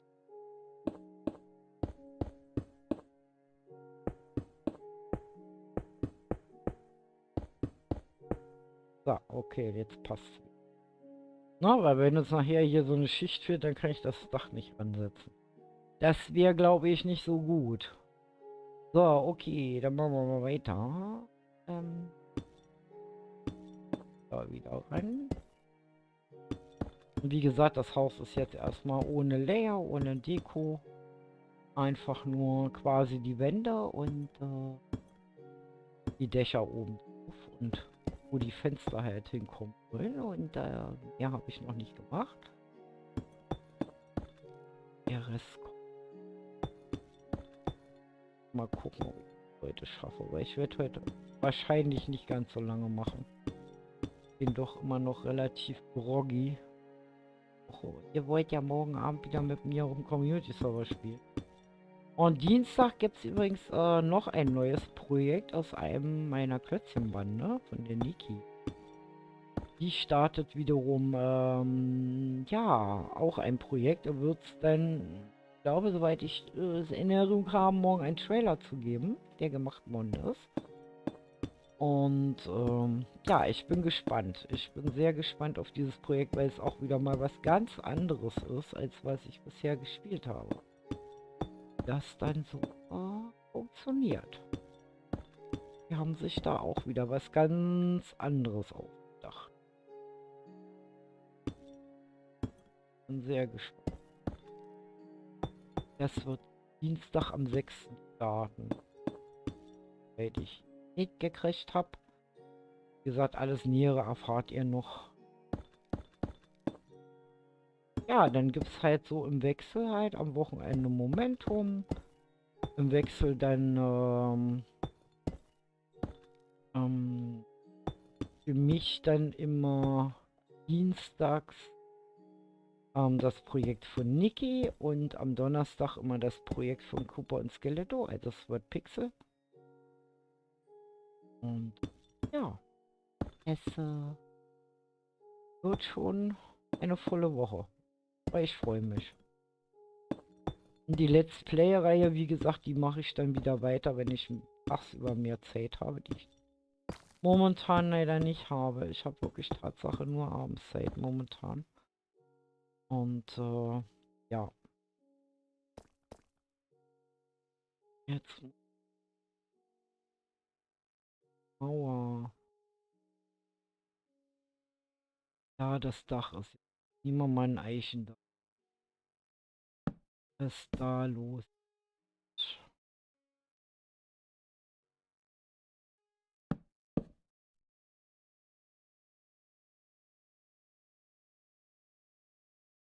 Hängt ein.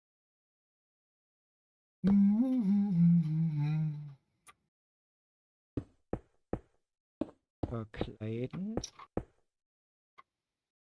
Ach, ich hab den Finger da drin.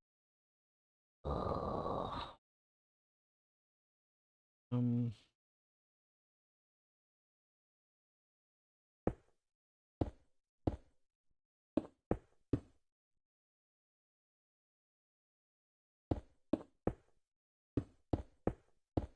mal jetzt erstmal, damit ich weiß, wo die Dächer hier weitergehen.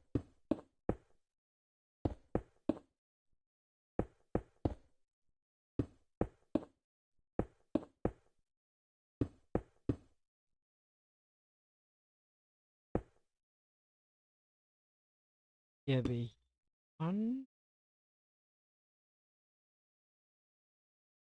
Gucken. Ich brauche mal so einen Block.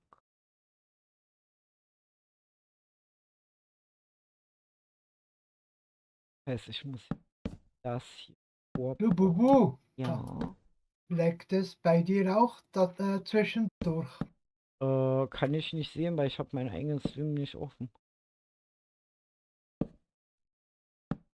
Nein, ich meine nicht beim Streamen, sondern beim Spiel selber. Nö. Mhm. Mhm. Gar keine Probleme. Kann sein, dass du ein bisschen schlechtes Internet oder so hast. Nein, Internet ist gut. Also Weil, ich habe keine Lags. Hast du irgendwelche Lags, Ecki? Beim Spielen? Nein, ich habe Qualitätsinternet. Das ist auch ganz frisch geliefert worden. Da habe ich keine Lags.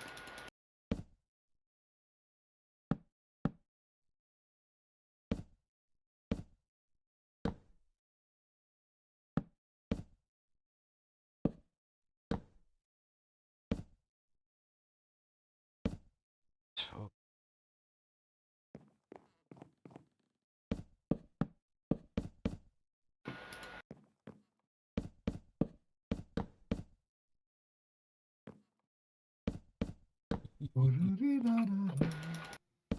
Ich wusste gar nicht, dass es sowas unter uns gibt. Nee, das ist auch ein ausländisches Produkt. Also das in Deutschland gibt es sowas nicht. Aha. Hast du jetzt eine russische Leitung oder eine afrikanische Trommelleitung? Nee, ich habe einen eigenen Satelliten und über den kann ich dann das immer ganz gut machen. Ah, das ist ja praktisch.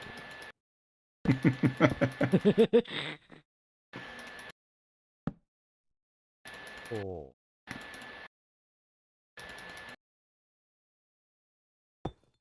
Okay, das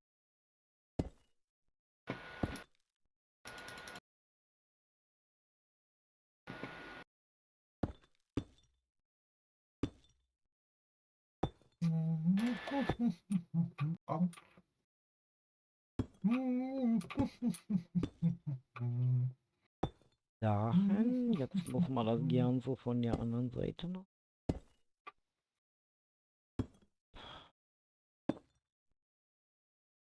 Hopp. Okay, dann haben wir hier die Verbindung, da passt das. Es steht ein Bauer im Flur. Bei mir steht ein Bauer im Flur. Immer noch, oder was? Naja, der hat sich dort eingenistet. Okay. Den bringt man nicht. Der hat auch mein Bett genommen und ich bin mein Bett los dort. Er hat mich rausgeworfen. Ich gehe nach Haus.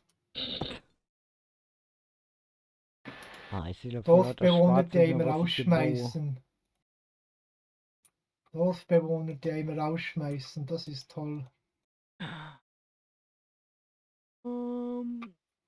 An meinem Das Geburtstag müsste verboten sein. 4 Jahren in wie vielen Jahren wird es denn geliefert, dieses Qualitätsinternet? Oder ist Ecki ausgewandert nach Thailand?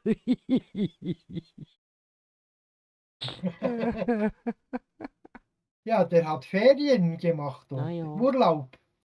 Ist das so? jo. Urlaub. Da weißt du mehr als ich, Gucci. Schön wär's, ne? Urlaub. Urlaub. Einen halben Tag Urlaub. Dann hauen wir nochmal einfach so Dach dazu.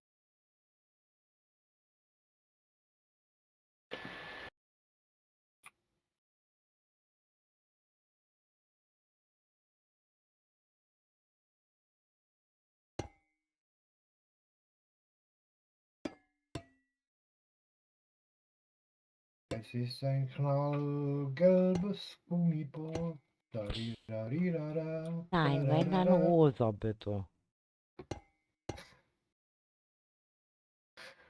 Gibt's das auch, rosarote Gummiboote? Ja klar, warum nicht geben. Ah, ich dachte nur rosarote Betten.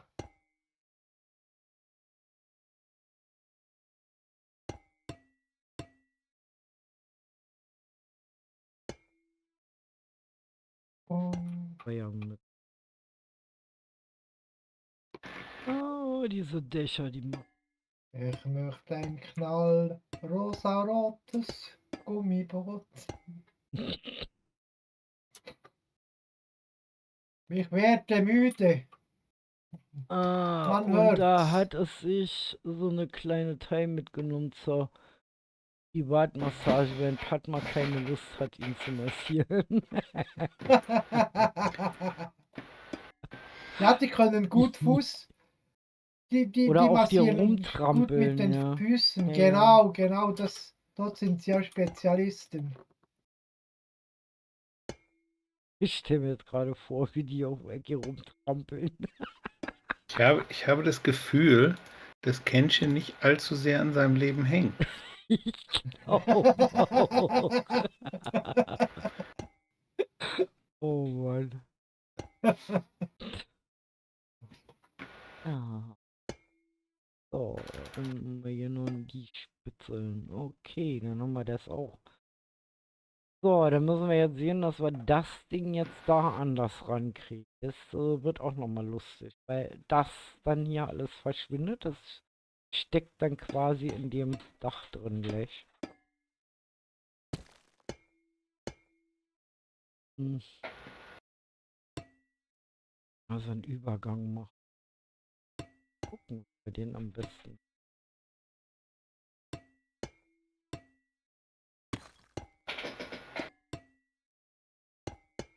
Das richtige im Ding drin haben. Oh. Weil da nutzen wir nämlich einfach aus, dass die Treppen sich ja da drehen. Das wäre jetzt so dicht dran. Und so, und dann.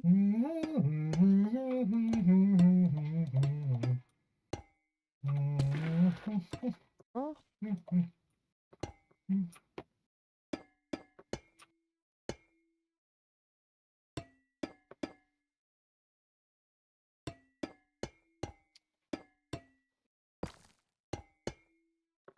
dann. Sieht nämlich schöner aus, als wenn da so eine Kante zwischen.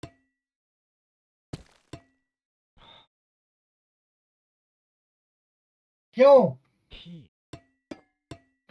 Was für jo. ein Gewurstel heute. Wo gibt es Würste? Wo? Ein Gewurst. Wo gibt es eine Wurst?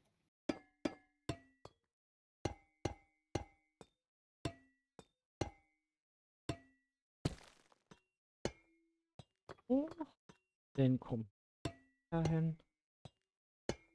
Und so ist das Dach nachher Mhm. perfekt in das andere quasi.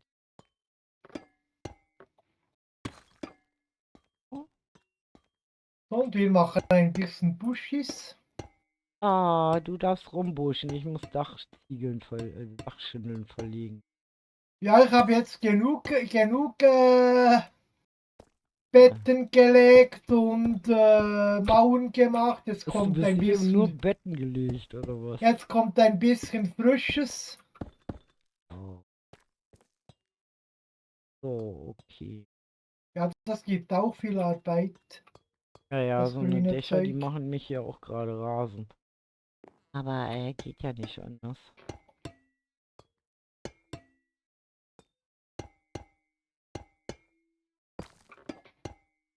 Oh, okay.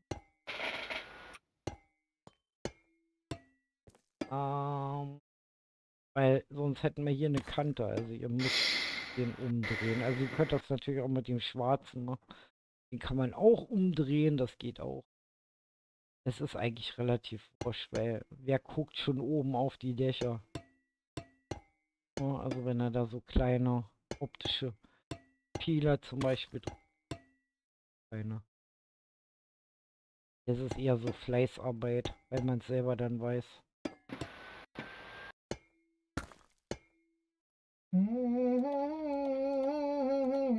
Und dann kann man halt das hier alles eigentlich öffnen. Aber ich lasse das jetzt erstmal. Oh.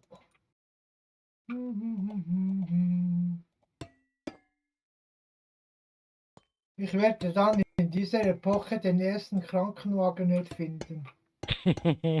Weil du vom Dach gefallen bist, oder? Vollautomatisch. Vollautomatisch, ja. Jo.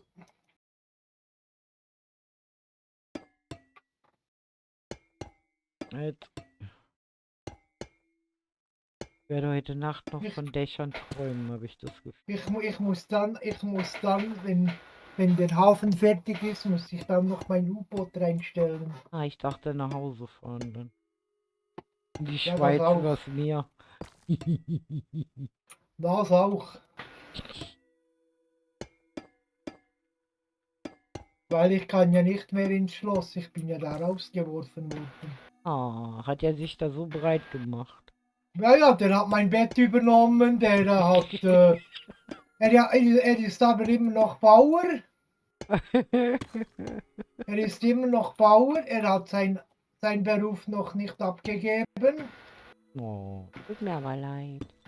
Was für mich oder für den Bauer? Für den Bauern. Aha.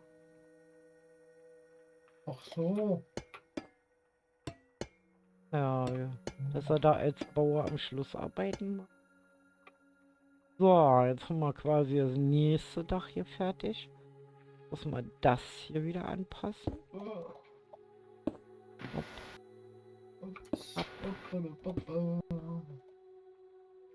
So, und liebe Leute, nächste Woche machen wir weiter mit den Betten. Wir müssen noch einen Stock machen mit Betten. So, dann haben wir eigentlich alle gedeckt. Auf das kleine hier noch. Dann kommt Eigentlich noch die Empfangshalle. fertig. Also nur noch das kleine Stückchen lila dazu. Haben wir zumindest, was das angeht, jetzt bin ich hier so dran, dass ich die Steine nicht setzen kann, oder? Na toll. So. Kann ja nicht sein, So. dass ich da nicht zwischen. Wir machen noch hier das Grünzeug fertig und dann werden wir langsam aufhören. Ja, das ist, wie gesagt, die meisten stellen sich das immer so einfach vor, dieses Kreativbauen. Das ist hochkonzentriertes Dann Bauen. ist schon wieder Zeit. Dann werde ich schauen, ob ich mich noch ein bisschen um den Dorfbewohner kümmern muss oder nicht, ob er alles hat oder nicht. So. Gut. Dann haben wir, ich fange mal die untere Hälfte Die obere Hälfte weiß ich nicht, ob ich da auch Grünzeug machen werde. Das steht noch offen.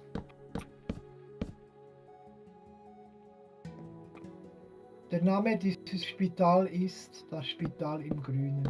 Spital. Oha. Oder das grüne Spital. Das Biospital. Das Bio-Spital, genau. Halt echt ein Bio-Bett, ne? Alle paar Hand gestrickt. Ja, ja, ja, ja. Aus der schönen Wolle, ja. Mhm. So, jetzt haben wir noch einmal lila zuzumachen und noch ein paar Fenster hier reinzusetzen.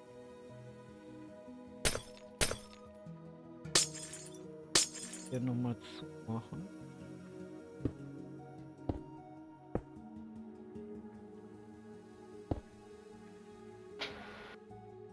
Auf den.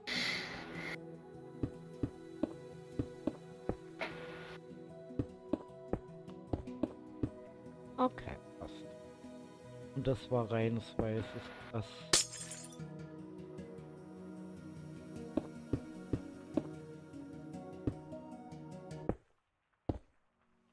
Dann haben wir ja ganz schön mal geschafft heute. Ja, stolz auf mich. So, dann haben wir hier noch keine vollen Blöcke.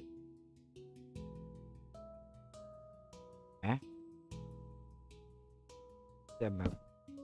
Es ist ja sehr merkwürdig gerade. Hier pflanzen sich Buschis von alleine hin. So. Dann haben wir das hier. Hab ich dich erwischt? Klebt hier voll in so einer Ecke. Ja, mit Buschis kann man natürlich nachher auch noch richtig viel hantieren hier. Also momentan sind die Häuser noch Aber ziemlich natürlich nackt nur aus. gewaschene Buschis nehmen, weil, Ja. weil Keine der Fuchs Pipi-Buschis. braucht das auch, die Buschis. Keine Aber für Pipi-Buschis. etwas ganz anderes.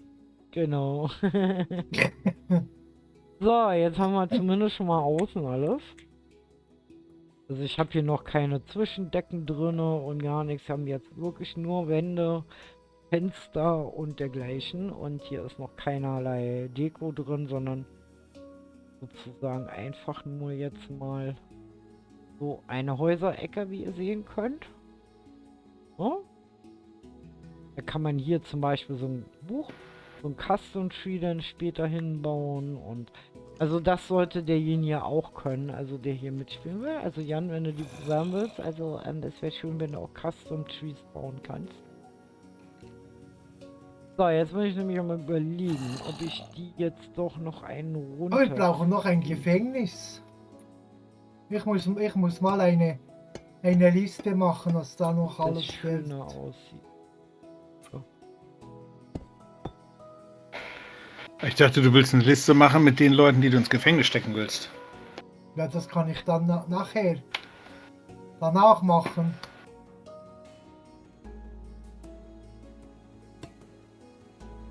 So ein bisschen, wir machen ein bisschen Kontrolle.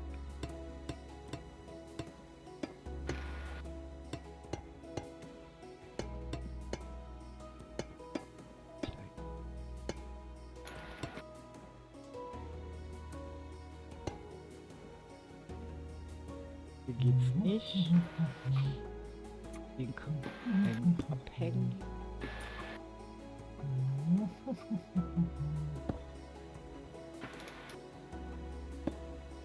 Einfach. Dort drüben haben wir das Hafendorf.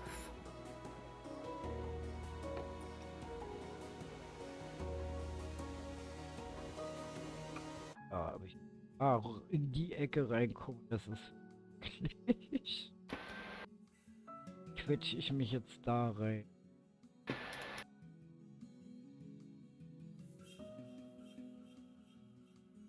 Ah, der Professor ist gar nicht hier. Er schläft. Ja, der Er ist. sitzt auf einem Bänkchen hier. Ja, Er ja. arbeitet nicht, er ist nur auf einem Bänkchen. Was? So, Was so. erzählst du hier? Ja, ja, so ist Ja, das. ja. Aha. Ach, so ist das. Ich hab's auf Video, ich hab Beweis. Ja, ja, was du wohl hast. Ein Knick in der Pupille hast du. So. Auch in die kleinste Lücke passt ein Bubu. Jetzt buschte hier auch noch wieder alles voll. Ah ja, das kann er gut, ne? Kann ich aber auch. Das wissen wir. Nein, Alles zu äh, buschen. nein, ich will mich mal verabschieden. Jo. Dann komm gut in den Montag und Es ja. ist wieder Zeit, da ich ja nicht mehr ins Haus kann, ins Schloss, muss ich ganz nach Hause gehen.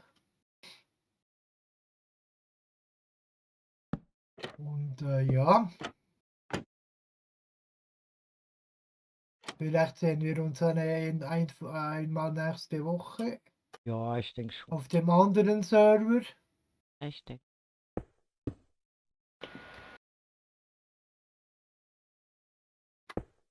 Hier so ein Ah, hey Dorfbewohner, mach die Türe zu hier, wenn du schon rausgehst. Ja, mach mal so ein Fenster da rein. Oh. So, okay, dann haben wir hier ja schon mal wieder eine Hausecke geschafft und dann müssen wir beim nächsten Mal das dann alles verzieren und machen und tun. Hm. Weil, wie gesagt, ich werde heute ein bisschen früher Schluss machen, also pünktlich Schluss machen, weil Ecki muss nämlich morgen früh auch raus und Ecki alleine auf dem Server hat er bestimmt auch keine Lust. Nee, da Ja, habe ich Angst. das ist Da hätte gefährlich. ich Angst. Das ist gefährlich. Besonders, Ist das gefährlich? naja, du weißt, da tauchen immer so komische Wesen aus der Unterwelt dann auf, so, weißt du, so, wo man rote Betten braucht und drauf rumhüpft. Ja. Also, wie gesagt, wir haben eine ganze Ecke geschafft heute und ja, mit gestern zusammen sind wir doch eigentlich wieder ein relativ großes Stück vorangekommen, weil die Lücke ist jetzt hier quasi ja geschlossen. Häuser. Hier unten ist so ein kleiner Platz. Bei dieses Tor hier von dieser Reiterschule da unten, das wird noch größer. Also das werden wir noch ein bisschen größer machen, ein bisschen breiter machen, ein bisschen schöner machen. Und damit hier auch die Kutschen wenden könnten, notfalls. Oder man die hier beladen kann oder die sich ja warten, bis sie da dran sind, reinzukommen. Dass man das alles machen kann. Ja, also wie gesagt, Gladys ist ja dabei, vorne die Ecke zu machen. Ecki ist am Hafen ganz fleißig. Gucci ist hinten bei seinem Krankenhaus am Wursteln. Also, wie gesagt, es macht sich.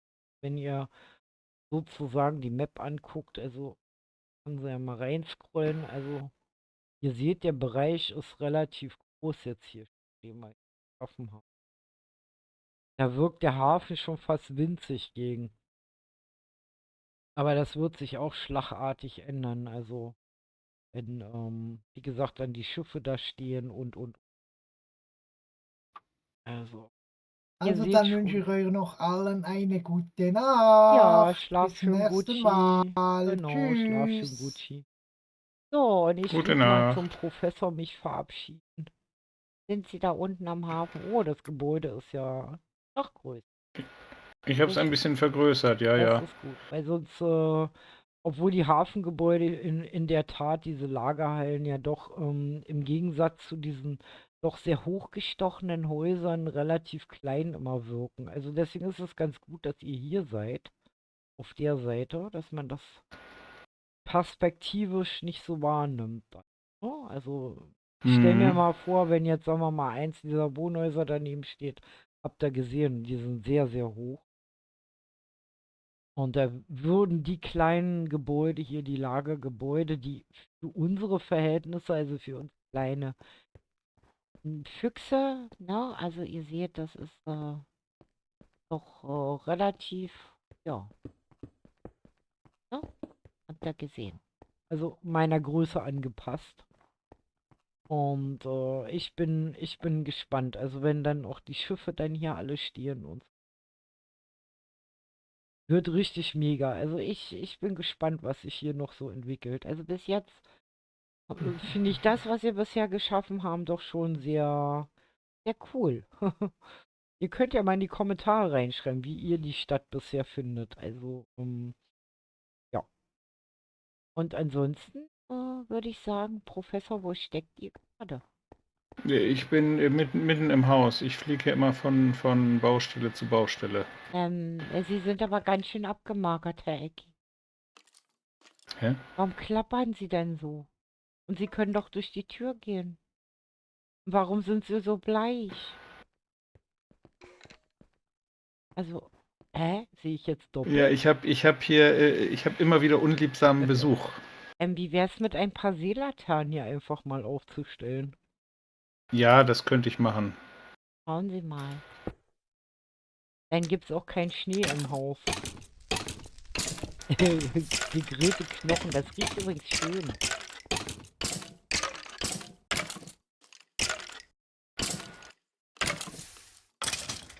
Gute Nacht. Der hat sich hingelegt, der will Ja, schlafen. siehst du, der hat auch gesagt, Schluss machen jetzt. Okay, Herr Professor, dann machen wir mal unsere Abmoderation heute zusammen. Hier sind die zwei letzten Mohikaner hier auf dem Server. Ach, jetzt kommt Padma. Will sie doch noch ein bisschen weitermachen. Oh Mann, Vielleicht. vielleicht. Ja, weil wie gesagt, also ich habe morgen einiges auch zu erledigen, wo ich früh aufstehen muss. Und ja, ich muss zwar erst nochmal sehr spät mit den Hunden raus, aber ich sag mal so, ja, wir haben noch ein paar Sachen vorzubereiten. Ja, ich würde sagen, also für mich war es das heute. Ich sage euch gute Nacht und schlaft schön, kommt gut in den Montag. Wie gesagt, morgen Abend wieder Community Server.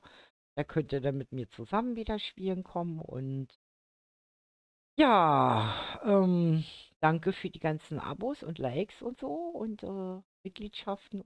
Und ihr wisst ja, ich habe noch 5 Mitgliedschaften, die ich verschenken kann. Weil, Eggy, weißt du schon das Neueste? Die Nee. YouTuber-Streamer, also die Kanäle, also alle, die jetzt, sagen wir mal, sagen wir mal so in meiner Größe sind, wir haben jetzt die Möglichkeit, jeden Monat 10 Mitgliedschaften zu schenken. 5 habe ich schon rausgehauen. Ja. Cool. Ja. Und das sind die, wo ihr nämlich dann auch auf dem Community-Server mitspielen könnt. Für einen ganzen Monat. Jo. Ups. Und 5 habe ich noch übrig. Also immer schön abends gucken. Man weiß ja nie, wann ich die nächsten 5 raushaue. So, das war's jetzt aber wirklich. Gute Nacht, meine Lieben. Und was machst du da? Warum machst du dein Äh, Haus kaputt? ja, ich wollte eigentlich Tschüss sagen. winken. Ja, winken sollte man besser außerhalb des Gebäudes, wenn Ich man merke schon. unkreativ ist. Ja, Okay, dann schlaf gut und gute Nacht, Kenshin. Danke fürs Moderieren. Und ja, wie gesagt, das bezahlt YouTube. Genau. Das ist quasi was?